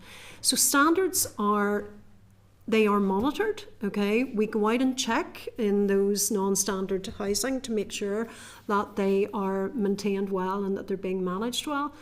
What we do, though, is, of course, any individual complaints that we have from an individual, be it a private landlord property, or we would investigate those straight away and go out. And we have had to move some people because maybe issues have emerged with say the roof has started to leak, or there's issues that are affecting the well-being and conditions within a property, and that is where then we look to find more suitable alternative accommodation.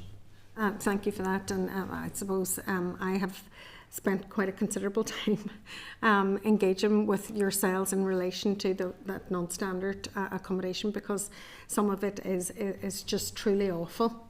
It's awful for those that are placed in it, and sometimes awful for the communities that surround those houses as well, because there's a lot of vulnerability all around that is not conducive to the needs of those being placed there, and as I say, to the communities as well. So, I mean, you're having a review of non-standard accommodation, a strategic review or strategic plan. Can you give us any idea of where that sits now at the moment? Well, we're doing accommodation solutions, forgive all the jargon. What we're doing is we are looking at our temporary accommodation provision across the board. And you can imagine the primary aim of that is about enhancing the numbers that we have, and making sure that the needs are addressed in geographical terms that match the demand. So we have a variety of solutions on that. I mean, for example, I think in the past 3 months, Anthony, we brought on 78 additional properties. We have been able to look at, we've asked, we're seeking the ability to be able to acquire properties as a landlord that we can use for temporary accommodation initially, and then flip to permanent housing as and when we get to that position. So it's very much about enhancement, because we are not seeing the demand abating. We are seeing a sustained level of demand, and within very specific geographies. I have to say it's largely Belfast and Derry would be our main areas of need for temporary accommodation. But the ambition is to drive down the use of non-standard. That is not where we want to be, and that's why it's sitting at such a low number. But it is doing that while meeting our statutory duty, which is to provide temporary accommodation. So without that, we could potentially not be making an offer to someone. So it is a necessary requirement at the moment, but our ambition and our what we're doing under the accommodation solutions for temporary accommodation is to increase the portfolio of single lets, to support the voluntary community sector. You know, the FTC money that is being, and Simon Community, for example, are looking at acquiring properties and providing move-on accommodation. So it's about supporting and enhancing that model and driving down numbers. Have I missed anything, Anthony? No, I think too it's an opportune time to actually talk about some of the work that goes on to avert people, you know, from having to stay for extended periods in hotel and bed and breakfast type accommodation, particularly for people that arrive out of the asylum process. So again, contextually, we actually have 9 families now who are in non-standard accommodation, so there's been a good deal of progress made over the Christmas period in reducing the figure that were there. But what practically happens on the ground is the placement is made as a last resort option to provide a roof over someone's head, and someone needs to justify why that family are still in that accommodation every day thereafter. So active work does go on to find alternative. Unfortunately, where we are in terms of the housing situation, which you're all well aware of, we're placing more and more people in these non-standard placements, and they're staying for longer, but the work does take place to move people on, and we have been successful. Also, not everyone goes to a non-standard placement. It's very, very important to make that point as well. There are people who we do find solutions for straight away as well. And also in terms of the conditions as well, it's a very good point just around that. We do the inspections before bringing on. We do, I suppose, random inspections as well, just out of the blue, calling, seeing what the conditions are. And some of the accommodation, whilst it is non-standard, they would have access to cooking facilities and so on. So whilst they're not ideal, I suppose it's trying to make the most of what we have available at the time and moving people on as quick as possible. But again, contextually, I think it's important. There's 9 families that are currently in that accommodation, and the work continues to reduce that. In terms of the stay as well, I talked about it being possibly a bit longer than we would have liked, but the median stay is 43 days for the families that are in those accommodations as well. So it's an acknowledgement really there's been a lot of good work done to try and move people on from those accommodations. It just contains our remaining challenges with the numbers that are coming through the system as well. And of course our big aim is to find permanent housing solutions. So it's having those realistic discussions with people that we can match their housing points to areas of choice that will give them a realistic rehousing option. So it's the interim requirement, but then it's also about finding permanent housing solutions. We just entered as a housing executive HMOs where we're doing small HMOs, maybe only up to sort of 6 or 9 people people, but where that is a suitable placement. And we have an ambition of 100 placements within that to enhance that portfolio as well. And we're in discussions with a variety of accommodation providers to try and enhance all the provision. Jennifer, do you think that there is enough policy oversight to support you in acquiring additional properties? And I mean policy oversight from the Department from Communities and indeed TEO in relation to this solution mode that you're currently in. You've talked about, you know, building new houses. It's not a short-term, you know, strategy. It is long-term. There's lots of barriers, planning being one of them, and all of that, and it does take time. But this short-term solution-focused of acquiring properties, are you being fully supported in a policy oversight manner?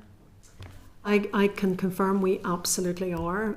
Officials formally meet with us on a monthly basis to see what we're doing. The Minister has been very vocal about his passion to address homelessness and do everything he can. And I can definitely assure you that the Department for Communities officials and Minister have been very supportive of that. So we're going through, but like everything, when you're going through a new provision, you have to go through an approval process for that. And we've had very strong support. And equally, it's, you know, we need to address this issue. This is a, you know, basic human right of housing. So it's taken very seriously by all in the housing executive, but also by officials and Minister and the department. Yeah, I really don't have an ask other than what is being done at the moment. One quick question, just in terms of the data that you've given us. You indicated in the first 6 months, 23-24, the housing executive provided a total of 5,575 temporary accommodation placements. How did the year end up? What was the figure for temporary accommodation placements? We're still sitting at that. What happens is you have the churn and the throughout. Sorry, what page are you referring to? Is this on the briefing? I've just made a note of it, but it's 575. Oh, sorry, the 5,575. That was for the first 6 months.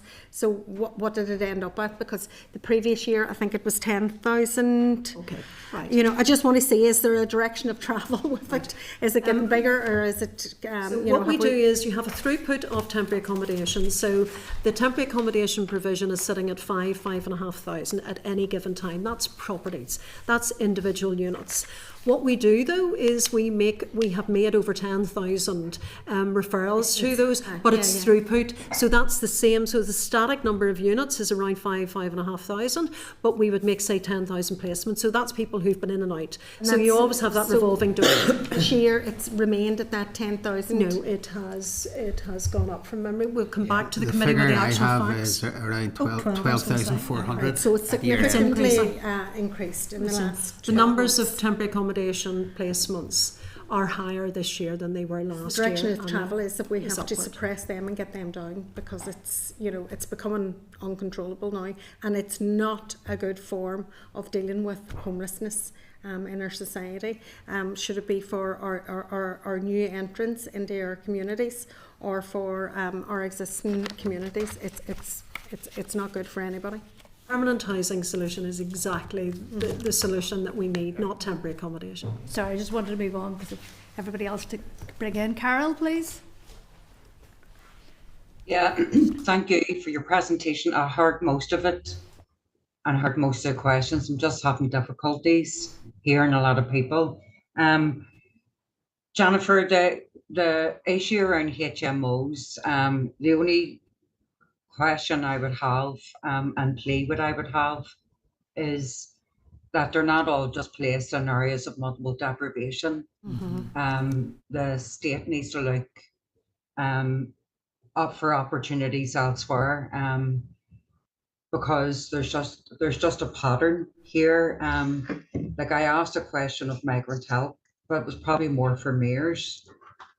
But in some of our areas, particularly loyalist areas, there have been billboards saying that migrants aren't welcome. There's other things that say it, but that's mostly that they have appeared right across the board. So has the housing executive adopted a policy not to look for temporary accommodation in areas that display those notices? And if they have, you know, which area or which areas are experiencing really high demand in areas of highest need? So I would just ask you to explain that. Like I would agree with what Sinead said in terms of some of the accommodation in the past has been awful. Now it has improved in terms of the standards, but then what we have found is that once people seeking asylum get their status to remain, then mayors just literally don't give them enough time to get out, and they're moved elsewhere, and that happens right across the board. So it was just to try and get your sense of that, because I am concerned there isn't enough housing currently to meet the demand, regardless of the demands from people seeking asylum or as they've got their status, or people on the housing waiting list. Anybody's got FDA points. That's a system we use, and I would protect that. But the issue is there isn't enough supply to meet the demand. So what happens, Jennifer, in areas where they've been very clearly saying that they don't want any migrants in their areas? Where do they go? Anthony, do you want to pick up on this? Yeah, I suppose we're involved with the Home Office through the Executive Office around the heat mapping exercise where they select the properties that mayors would actually acquire in those areas. Our involvement really from a housing perspective is to highlight any issues. Sorry, I can't hear. Okay. I can't hear her. Sorry, I'll speak louder. So we're involved in the heat mapping exercises through the Home Office. They're facilitated through the Executive Office currently. And our role really is to look at our on-the-ground housing knowledge and any issues that we think could sort of prevent mayors' procurement in certain areas or highlight issues that they need to be aware of. They're going to certain areas. We're actually going through a further iteration of those heat mapping exercises at the minute.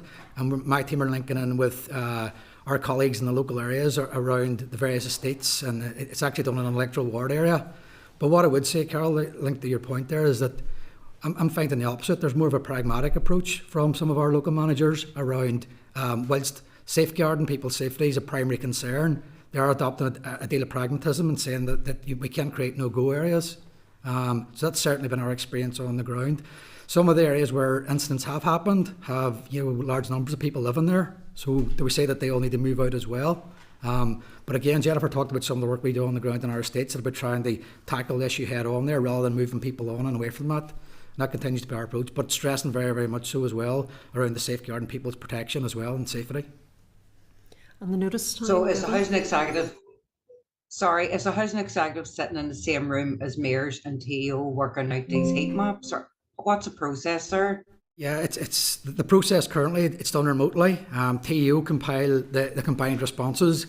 What I've been advised that they will bring all the partners together to discuss them in a room together, which has happened in the past. And then there's a collective decision really around the suitability or unsuitability of an area. The approach moving forward is that that'll be reviewed on a 3-monthly basis. They just reflect changing attitudes and changing in the landscape and how things are as well. So our voice and knowledge in the local communities is obviously contributing to that discussion, and it is led, but our local knowledge contributes to that decision making. Yeah, it's not just from a community safety perspective. Police also report on that, and they would sort of use stats around the number of hate crimes, for example, and that would inform their analysis as well. We look at the wider housing market as well, any relevant issues from that perspective that may impact upon the suitability of acquiring properties in a certain area. Notice from? Yeah, I suppose the notice period as well I wanted to pick up on. Juliet mentioned it in her presentation as well. The Home Office have embarked upon a pilot exercise to increase the notice period from 28 days to 56 days. Again, from our perspective, that's very, very much welcomed. The more notice we have, the better. They allow us to make plans for temporary accommodation moving forward. But it also gives us a good window of opportunity in terms of our homelessness duties as well. So our homelessness duties kick in whenever we have reason to believe that someone may be homeless or threatened with homelessness within 28 days. then our statutory duty kicks in. But the 56-day notice period allows us an extra 28 days to try and work with some of the households and individuals to look at all our options as well. And we've actually been linking in with the Simon community around some possible assistance and access in the private rented sector as well, and what we can do there to help single people in particular try and look for solutions and achieve solutions with their agreement in the private rented sector. The notice period issue as well, things have improved greatly. If you asked me the same question this time last year, I would probably give you a different answer. But we are finding a good improvement in terms of notice periods being provided by the Home Office and by mayors. And obviously from our perspective, what we do then is we work with the local office in terms of managing that transition, advising of the household the date they're due to present, what their household needs are and what the temporary accommodation requirement would be at the point of exit, and also very much working with the individual in the household as well to explore those options.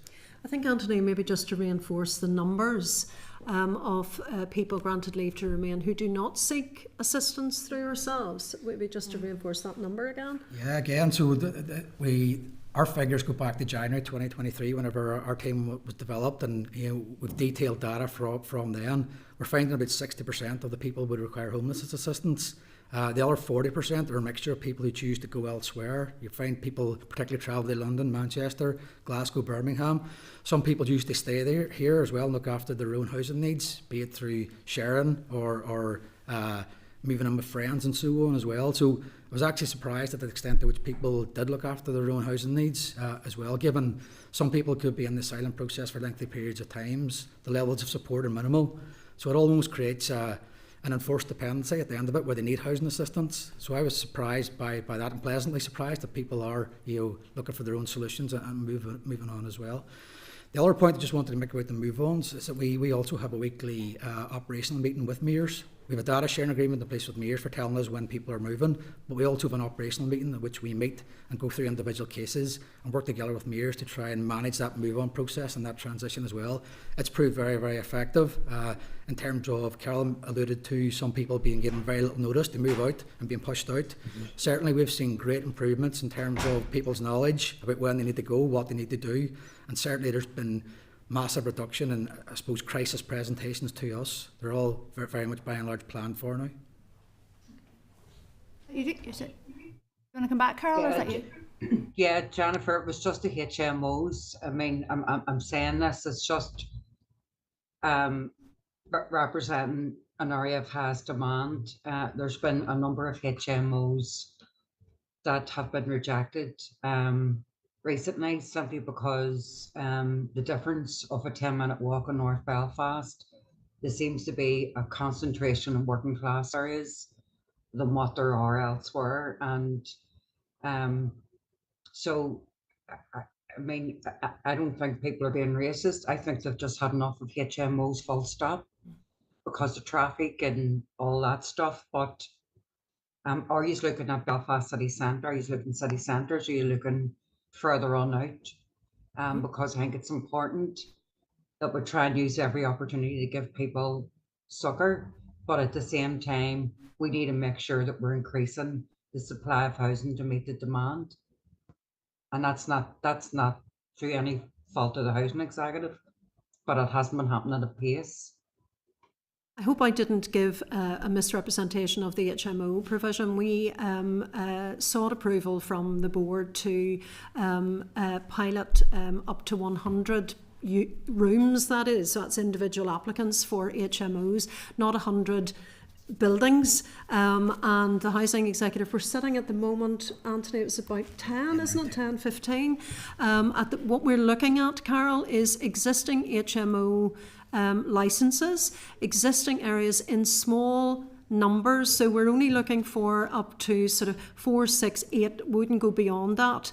And ones that are managed, the housing management is directly managed by the housing executive, so that we can provide that safeguarding and that matching because that is so important in terms of HMO, that sharing arrangements. And you'll maybe be aware that children leaving care, for example, that shared housing provision is a very suitable way for children leaving care, where they're matched with someone that they could live with and they can support each other. So it's very much, we're only entering the market, Carol. We're looking at very small numbers. We've only secured a couple of premises at the moment, and it will be those that already have an HMO licence and that are going to be managed. We're not going to put someone into a house that is an existing HMO and the other rooms are occupied by other people. It will be something that will be specifically for us.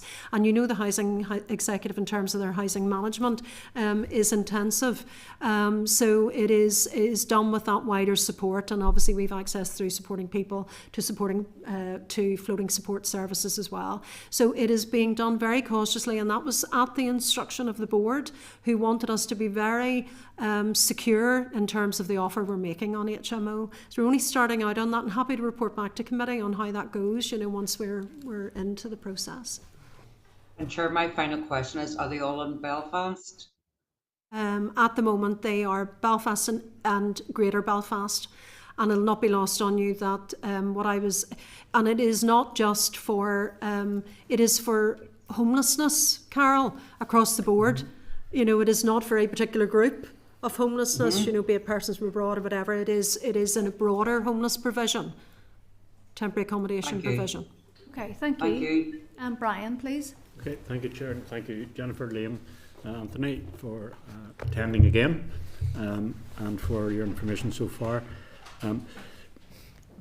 Just on that last point on the HMOs, I find that very interesting, because I do think it's worth looking at other models, you know, that can provide accommodation. So I don't know, perhaps those are former student accommodation with the rise of purpose-built student accommodation that may be freeing up properties. Just out of interest, who owns those then? Is the housing executive taking ownership, or is it through a housing association? No, it will be the housing executive takes a lease on. So they are private rented just the same way as all our single lets. So when I'm talking about those over 3,000 properties, they are properties that we have secured through a leasing arrangement with landlords. Those small number of HMOs? That's correct, but managed by the housing executive, not housing associations. Okay. Well, look, on the wider issues, just the more you were talking about the Mayor's accommodation for asylum seekers and your own operation for temporary accommodation, and well, I know from many meetings with the housing executive the great increase in demand for temporary accommodation since COVID, which hasn't gone down. So are those two systems operating separately, or clearly you're talking to mayors and you're advising them and so on, but is your stock of temporary accommodation separate to the Mayor's Home Office contract? It is, and I'll maybe let the expert on that do. We've significantly improved engagement and relationship with mayors, and we're very pleased with how we're progressing. But there is a transition, and it is very separate and different. Okay. But Anthony, yeah, and it's totally so. We're someone's destitute and claiming asylum. The Home Office has responsibility to provide accommodation and support for them. In Northern Ireland, that's done through Mayor's Group, a private arrangement, and that continues up until the decision is made. So at the point of making a decision, mayors will then give the household a notice to quit, and essentially that's when our homelessness duties would kick in. So at that point then, it's our responsibility then to find alternative accommodation for that household, and that's done separately through our homelessness portfolio of accommodation and the various options that Jennifer has already outlined, depending on what's most suitable. There have been instances in the past whereby we have what's called flipped properties for mayors, and in the past that would have been where it was the same landlord, for example, so where you had a family that had particular needs were being met currently in their existing accommodation, and it made sense for them to stay there. And I'm talking here some acute medical needs that would have been very, very difficult to procure alternative. There's been situations in the past where we have flipped those properties from mayors to use by the housing executive. Also thinking back to the delivery of the asylum contract pre-2019, it was actually done by the housing executive at that stage. So whenever someone received a decision on their application for asylum, we with the landlord as well provided the temporary accommodation, so there's no need at that point to actually move the accommodation, temporary accommodation at all. But what Jennifer's talking about is we're exploring opportunities with Mears to make that move and that transition as seamless as possible. And where possible, maybe it doesn't involve a change of accommodation.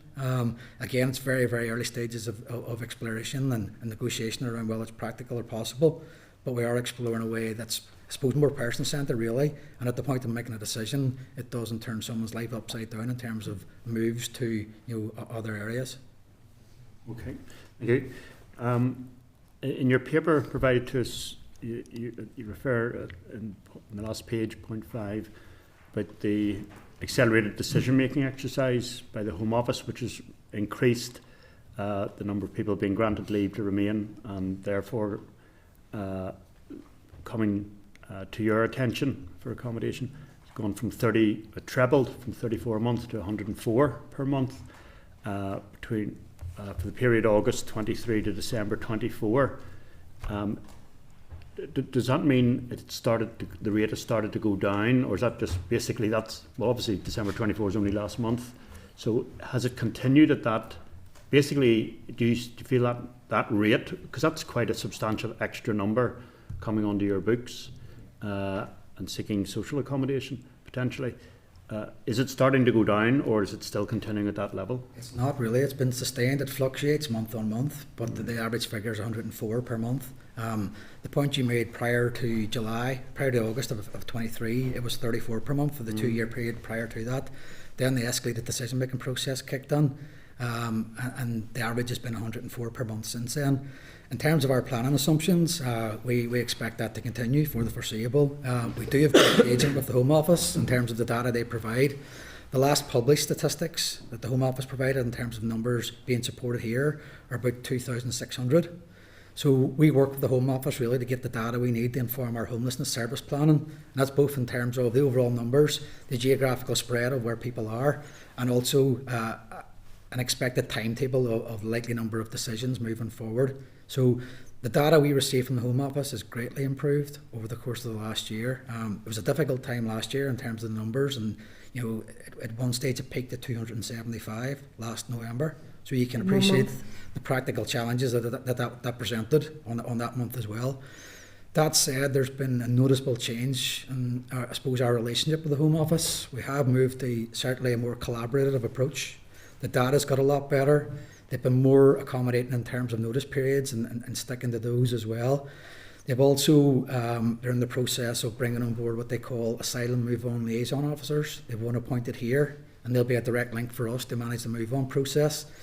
So yeah, whilst that's challenging, the numbers, as you rightly say, have trebled, over trebled. We are finding we're working a lot better for the Home Office in terms of managing and responding to that demand, and certainly our planning assumptions moving forward are for in and around 100 per month. We do keep a close eye. Okay. And last comment. Brian, if you don't mind, I think though it's important when we're talking about the scale, that we also highlight that what we're speaking about represents 4% of the overall homelessness demand. So scale, when you're looking at an increase, a trebling of an increase, we are still only looking at 4% of the homeless demand. Okay, in Northern Ireland. And over Christmas there is also a period where no decisions are made prior to Christmas to allow people not to have to do that move over Christmas. So December is a quieter month in numbers. Okay. And just finally, I'm glad you've already spoken, Jennifer, about the community cohesion support. And I mean, I've said this throughout.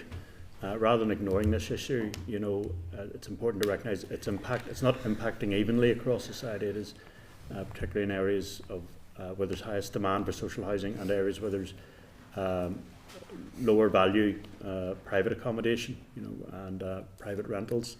And it's important that support is given for community cohesion in those areas where there's a greater rate of change, And I've always admired with the housing sector that you're not primarily a landlord. The community development role is not just a fringe activity; it's very much central to your raison d'etre and how you operate and the support you give, and you have an important role in supporting that community cohesion. Okay, thank you. Okay. And even those areas, I mean, we were at a meeting, we had a board visit last week, and we were in one of the areas that witnessed the, very serious incidents, the most serious incidents last summer.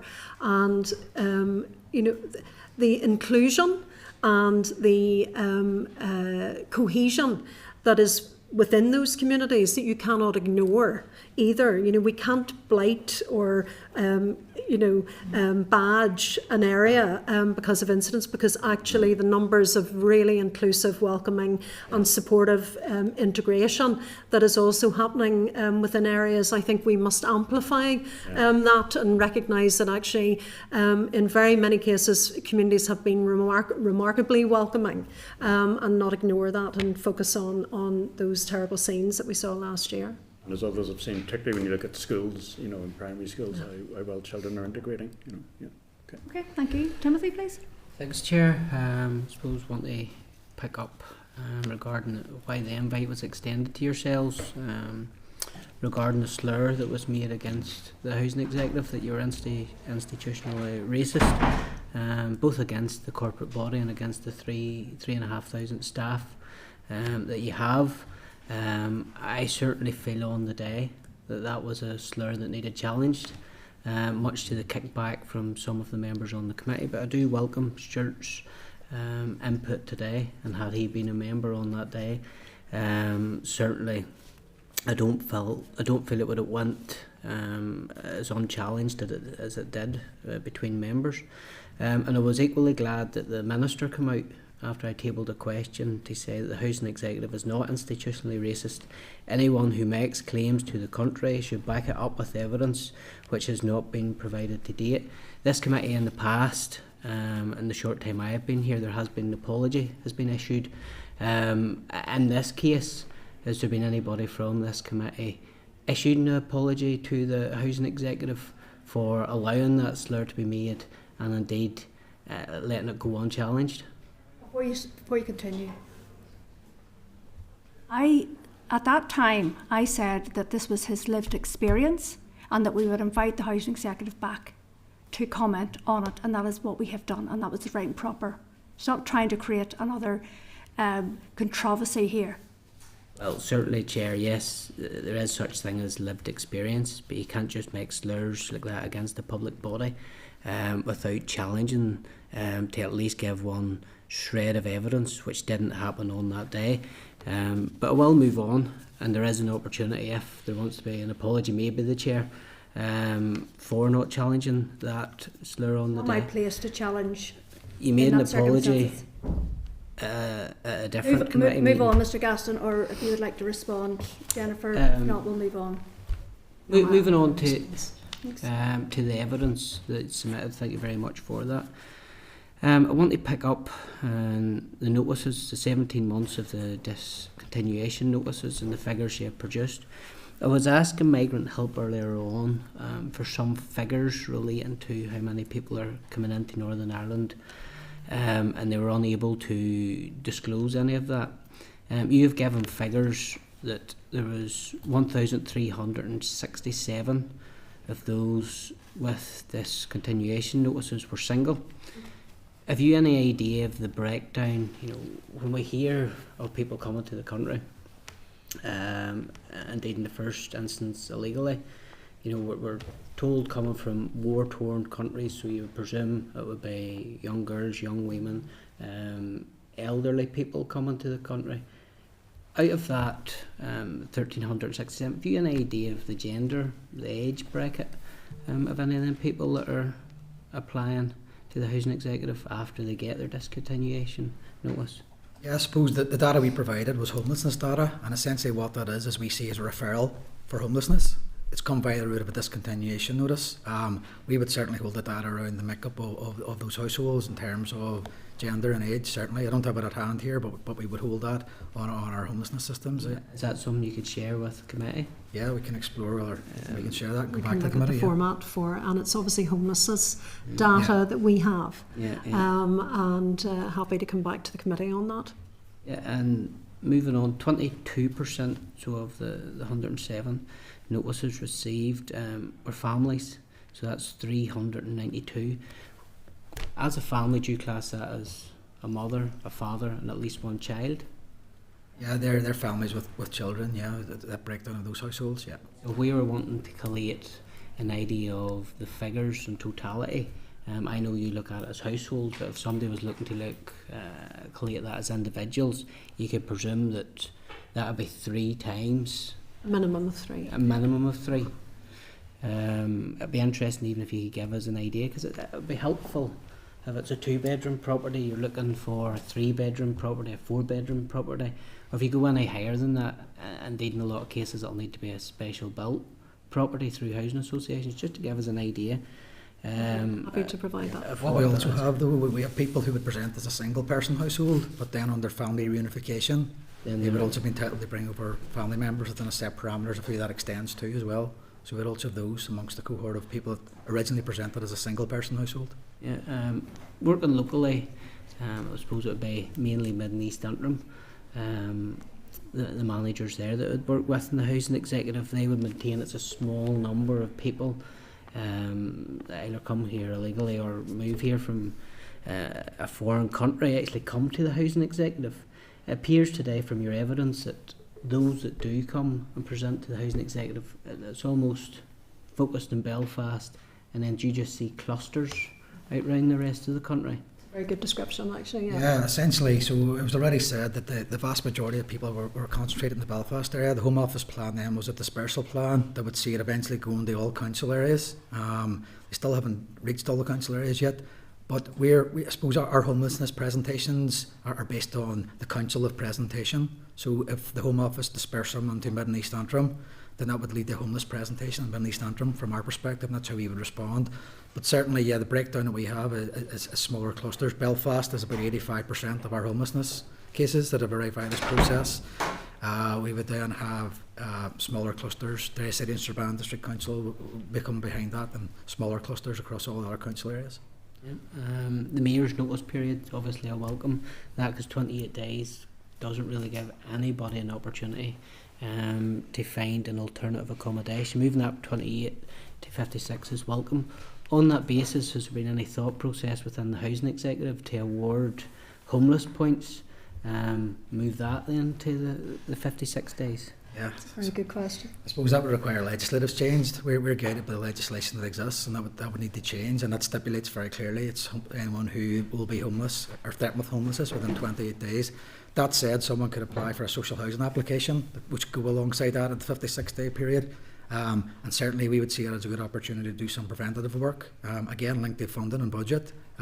We see homeless prevention as being key moving forward. Those 28 days would afford us a good window of opportunity to try and explore what's possible for those people, particularly singles who, in a lot of cases may not have the required points to achieve a social housing allocation anytime soon. So an option in the private rental sector, if we can make that a viable option that's achievable, then it could be a good solution. Yeah. Jennifer, you had said about getting in-year funding which will allow 1,500 new houses next year. Minister Lyons came out with an ambitious but equally a necessary policy. Was it 100,000 houses in 15 years, which is between 6,000 and 7,000 per year. How much more money would the housing executive need per year to deliver that? I will have to refer, it's the other side of the house, Timothy, unfortunately, so I wouldn't be able to provide that today at committee, but very happy to follow up with a written submission. The housing supply strategy and the housing needs assessment that informs that sets out very clearly right down to individual district areas where the housing need is. So it's not only about identifying need, but it's also identifying areas of where the new build programme should be directed within.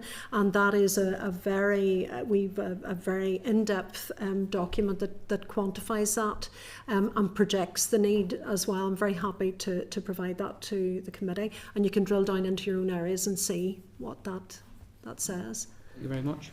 Okay, thank you. Claire, please. Thank you, Chair. I'm sort of just coming at the tail end of some of Timmy's questions, so forgive me if I repeat. I suppose generally housing remains the number one issue within my own constituency office, the second issue being domestic abuse. And we're talking about the demand and supply, which certainly from experience on a local level, we're not meeting the demand at all. And it seemed to be previously that we're getting a longer term accommodation was the challenge, but now even getting a temporary accommodation is the challenge. And there's almost then another crisis point. So I suppose really my question is, mindful of the demand that exists, and I've no doubt that, you know, that even those who then are, you know, have got their leave to remain are then going on to that list as well. Are we housing people? Are we getting accommodation? Because, you know, when we describe homelessness in Northern Ireland, it's not an appropriate accommodation, whereas a lot of people would assume that, you know, individuals are on the streets. I'm not seeing that yet in my constituency, but I feel that we are going to see that. And, you know, you made the point around immigration. They don't have families to sofa surf, which is not a great statement, you know, generally, not necessarily in your, you know, from your perspective, but it's not a great statement for society. So it feels like the demands and the pressures on you to do your role are overreaching, you know, and I'm not sure that that the housing executive, because of that, is fulfilling that. And I do think we're going to see more people on the streets. And is the government supporting you in that and recognising that? Because I've made comments to a previous presenter that, and, you know, shout out to the office in my area, they are incredible. We have a lot of, you know, contact with them, but they're overwhelmed, and I'm not sure they're being supported, whether from a Northern Ireland executive perspective or from the Home Office, who are adding to the demand, you know, through Asylum. Yeah, maybe think about it in terms, operational terms, but what I would say to you is that the Housing Executive and DFC take very seriously the statutory requirement to provide temporary accommodation. Okay, that is enshrined in our actions, and what it has, and we do not fail in that duty. It is now impossible sometimes to try and meet that duty in individual cases, particularly complex cases where you have multiple disabilities and you have needs of accommodation that literally just doesn't exist. That makes no excuse, because the statutory responsibility is enshrined and must be met. So therefore, what we do is we do everything in our power, and unfortunately that is why, in order to meet the statutory duty, we end up sometimes having to place people into non-standard accommodation, into hotels and bed and breakfast. That is a failure in our eyes. Not finding someone accommodation is not acceptable in our eyes. Are we getting to a point of pressure? Absolutely, and we have been calling on that, and you're not hearing a story that you have not heard before. That pressure is ongoing and remains a challenge, and that is why we are looking at all those different areas about acquiring properties, about bringing other stock in, about looking at, you know, rent support schemes, about looking at different ways. Housing is, there's not just one big solution. There are a myriad of things, because housing is so many, you know, different tenures and different housing needs, that in order to fix it is not easy. However, rough sleeping, we are not seeing increasing at a level that the housing pressure would perhaps expect you to. But in order to address that, we have a chronic homelessness strategy, we have a rough sleeper strategy. That is something that we do. And, you know, for example, this weekend we have a storm on our way. We have pronounced what we call SWEP, Severe Weather Emergency Protocol. That is where we provide additional crash beds and facilities for people to get them in out of the cold weather, people who are rough sleeping, people who, and just to be clear, because someone is rough sleeping does not mean they do not have accommodation or have not been offered accommodation. We're dealing with highly vulnerable people with complex needs, and so the rough sleeping population we are dealing with very specifically through their needs. But in terms of not meeting our statutory duty, believe me, you know, not on our watch would be our line. Will there be nights, and certainly over the storms before Christmas, and, you know, were there nights that was literally really horrendous? You know, I mean, you know, one of the Saturdays with 65 requirements for temporary accommodation presented that day in one day, and that was the day of the floods as well. So, you know, have we reached crisis point? Yes. Have we not met our statutory duty? I would say to you, no. But the teams are worn down. There's no question that it is relentless. Yeah, I mean, absolutely. a big pressure, but equally a big incentive for the teams, to try and deliver on a daily basis. And it's worth pointing out, it's not only the daytime operational teams, but the out-of-hours service, which had around 15,000 contacts last year, are available 24/7. So we have that continuous service for people in need of temporary accommodation, that we do our best to make it available whenever it is required. But certainly, from a Belfast Housing Solutions perspective, and as we've alluded to, the greater amount of demand right across homelessness, including the leave to remain cases, gravitates towards Belfast. That team on a daily basis, the key meeting every morning will be around what do we need, what's the priorities, particularly families in non-standard accommodation. That key meeting every morning will be the strategy to get families that are placed perhaps in hotels, also outside of Belfast, for example, right dispersed throughout all of our council areas, a strategy to get them back into Belfast as quickly as we can, and also into more suitable accommodation by way of a single let. So there is a fantastic amount of work done really from 8 a.m. by the daily operational teams onwards to work on that day and daily, and the out-of-hours service then picks up what demand will occur outside normal business hours, to ensure people do get offered accommodation and aren't left out on the street. And just on that, Rough Sleepers, we financially support a number of organisations. You'll all know the Welcome organisation, you'll know Extern and the work that they do in terms of the outreach. So it's not just about finding accommodation for those that have sought it. For those that are highly vulnerable and are not able to seek accommodation, we have that outreach support where those amazing voluntary and community organisations go out and seek people out who are rough sleeping. Well, I suppose then to follow up on that, so we're at crisis point, but we're not at statutory non-compliance point. Yeah. So are we heading in that direction? Or are we heading to the point where you're not going to meet your statutory requirement? And I suppose even want to bottom that out a little bit, what does that mean? Is it simply a roof over the head, which means someone in Corian could get put to South Belfast? Yeah. So there's no statutory interpretation, if you like, where it has to be reasonable offer? The statutory requirement is that we find temporary accommodation. It does not say that it has to be in your area of choice. Okay. So our statutory duty is fulfilled when we find a roof for someone, a roof over someone's head who is homeless. Unfortunately, that if there is no other availability, that could be some way away from where you're presenting. While that's not ideal, we are fulfilling our statutory duty because we found them accommodation. I don't think we can undersell the pressures that we're under. I would suggest to you that, we've been very, we're very much welcome the budget support for the temporary accommodation, which has grown significantly in recent years, and that's not where we want to be. We want to put funding into housing and provide permanent housing solutions. So we welcome the support for to pay for the temporary accommodation, and we'll do everything we can to maximise that temporary accommodation. But ultimately, it's a permanent housing solution is how we all get out of this crisis. Sorry, Anthony. That's just we can't overemphasise the work that goes on to find a more suitable option as well. And also use this opportunity to allude to some of the work of our team along with the Executive Office and other departments in terms of managing non-standard placements for families. TU have set up a Move On coordination group.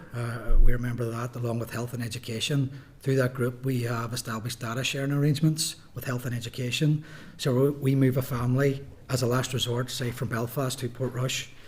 We have data sharing arrangements in place whereby we will advise health and education of that to try and minimise disruption as much as possible. Alongside that, then we keep a close eye on those cases, link in with their operational teams to try and manage a move on as soon as possible. So just offering some reassurance, like we totally appreciate and recognise the disruption caused, but through that group we sort of have alleviated some of the pressures and concerns in and around the disruption that's caused.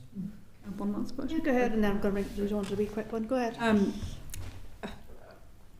Someone's inability when they've got leave to remain, does that affect their refugee status or anything like that? So if they don't have an address, does that have an impact? No, basically they're awarded their status, and what we will do then is basically we will seek confirmation of their eligibility to access public services, i.e. homelessness assistance. So that follows basically the award of status. And the way it is now, they get an electronic visa which confirms that to us.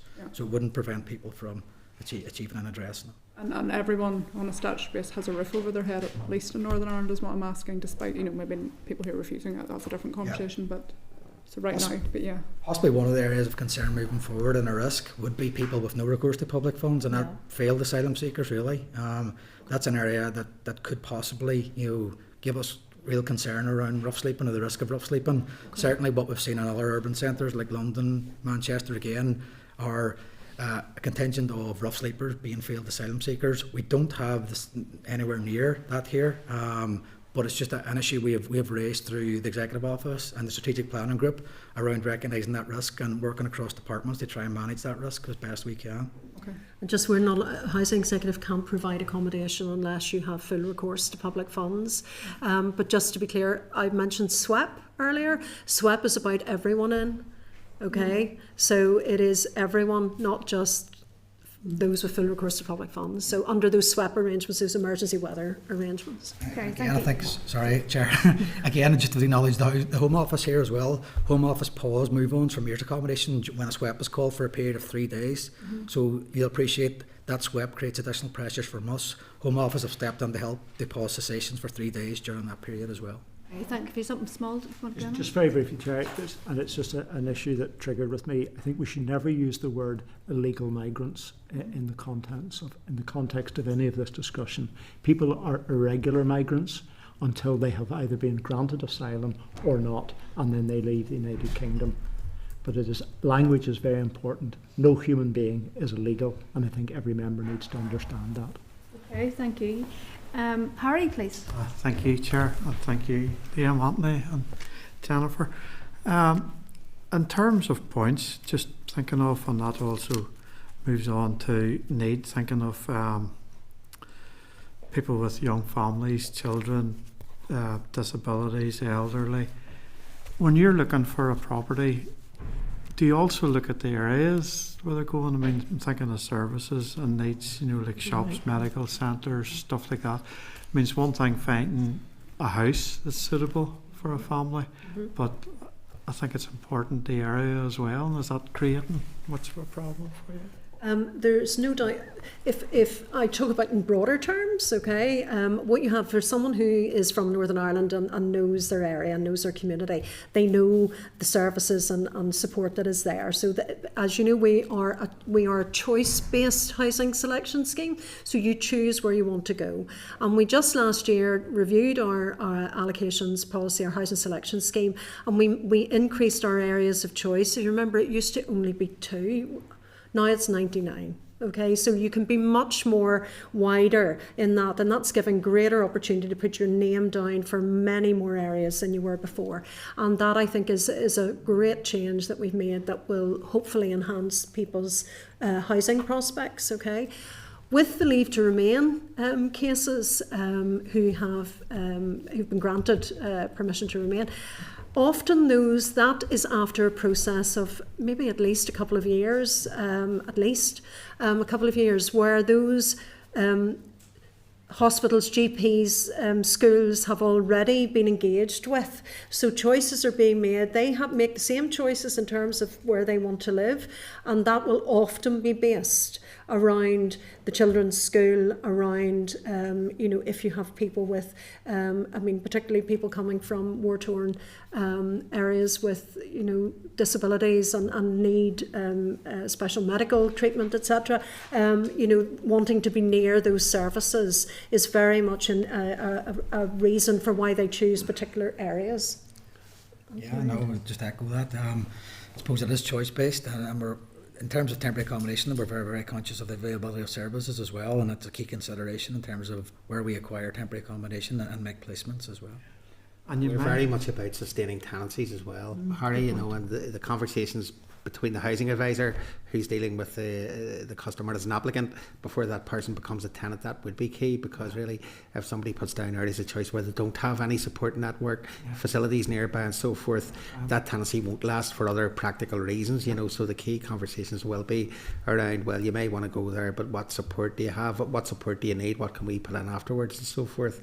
So those conversations between our housing solutions teams and our front end patch teams that deal with our housing estates are key, and that really is integral to try and make the thing work, that it doesn't fall down. Long gone are the days where you'd throw a set of keys at somebody and wish them all the best. It's much more strategic in trying to sustain the tenancy.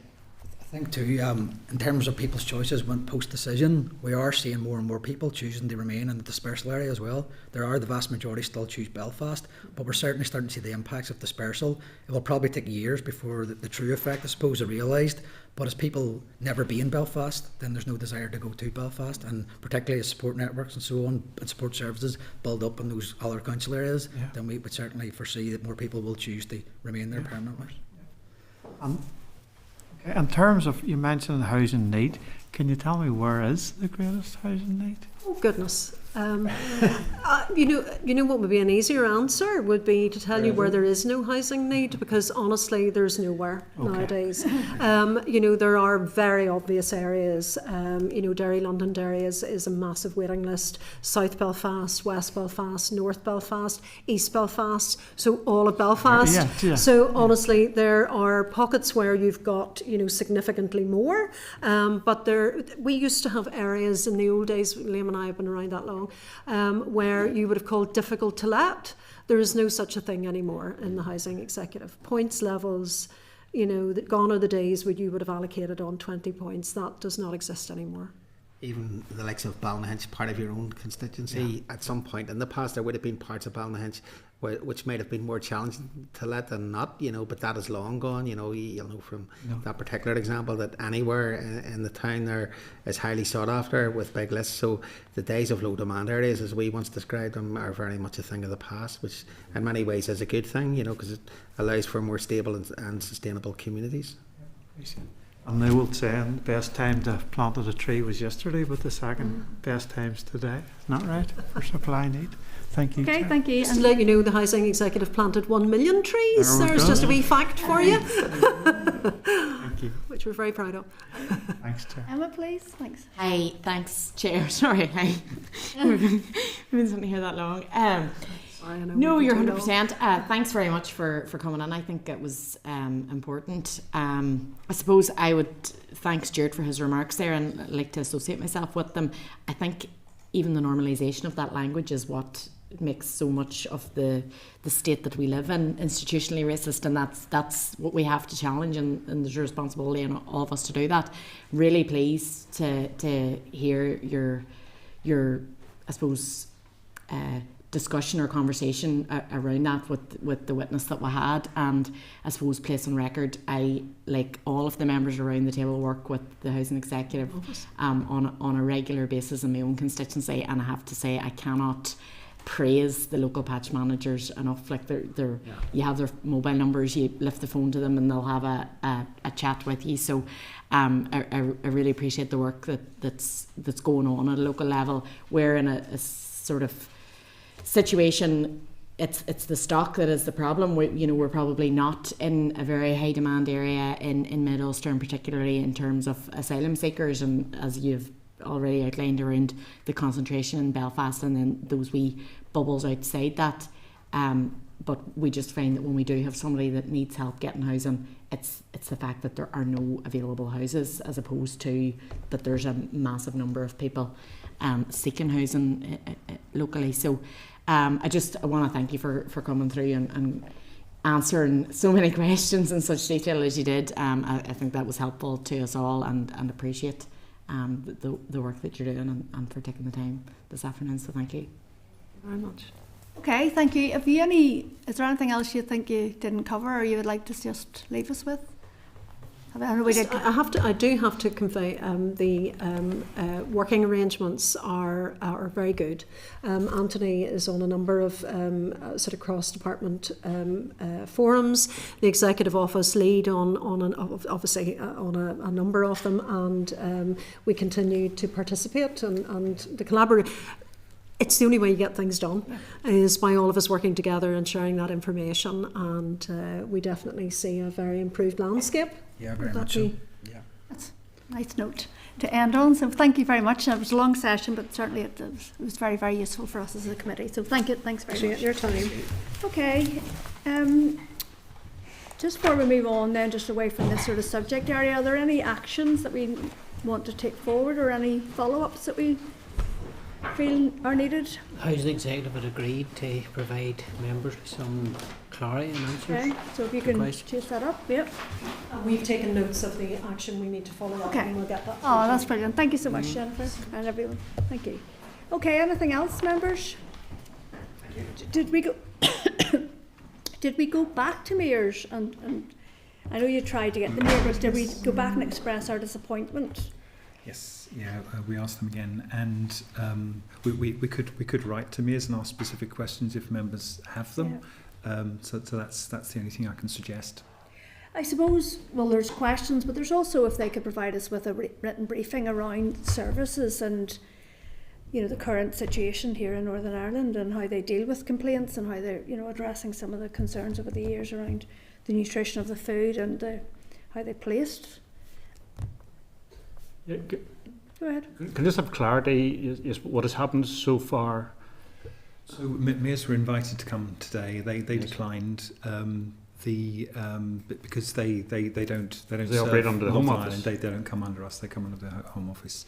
We did send another request, and they didn't reply to that request.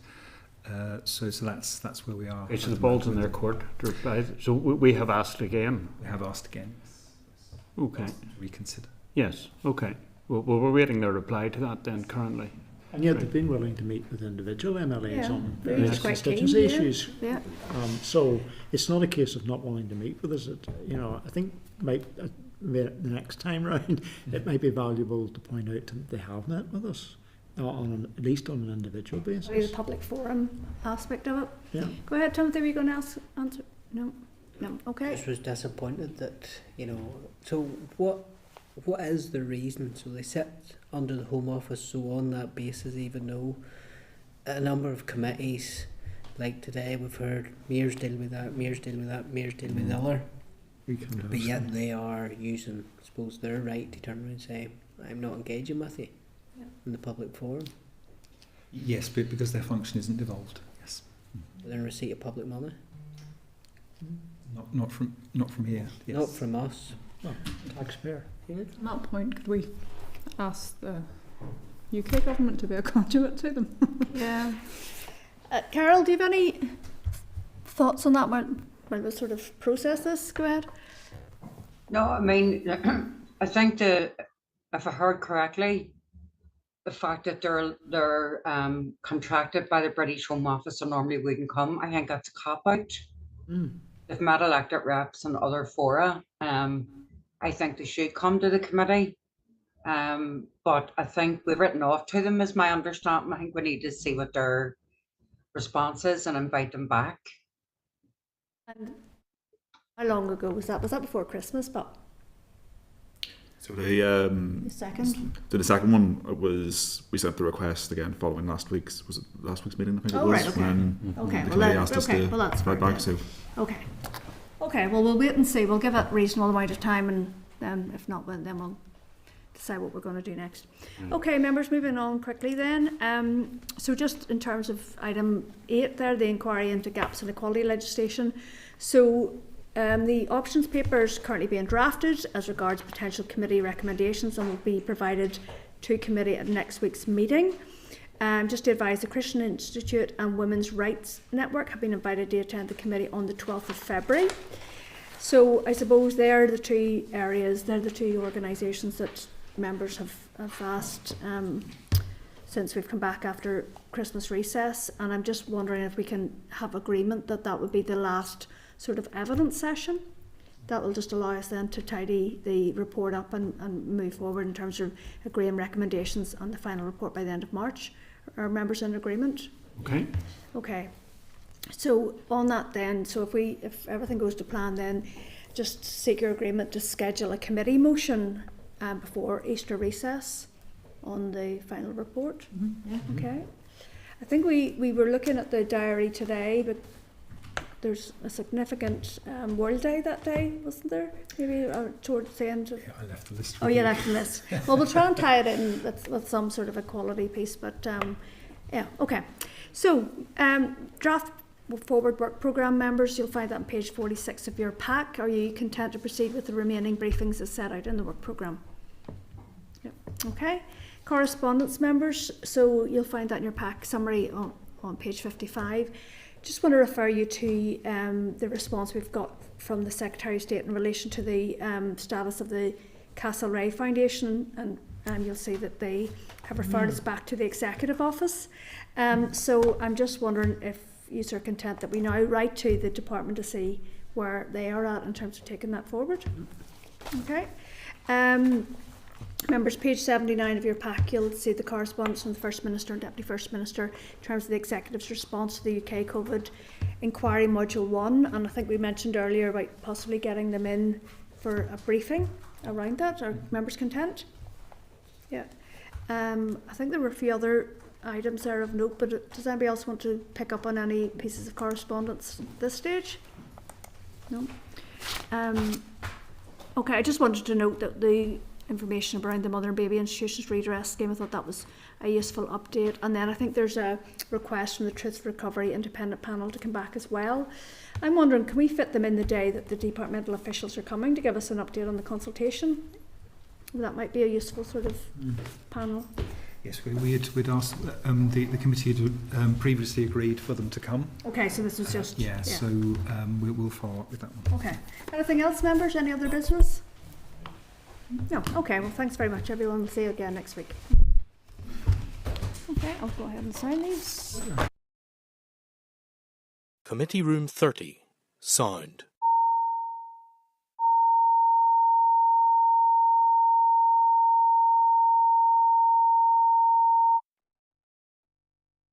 Committee Room 30, Sound.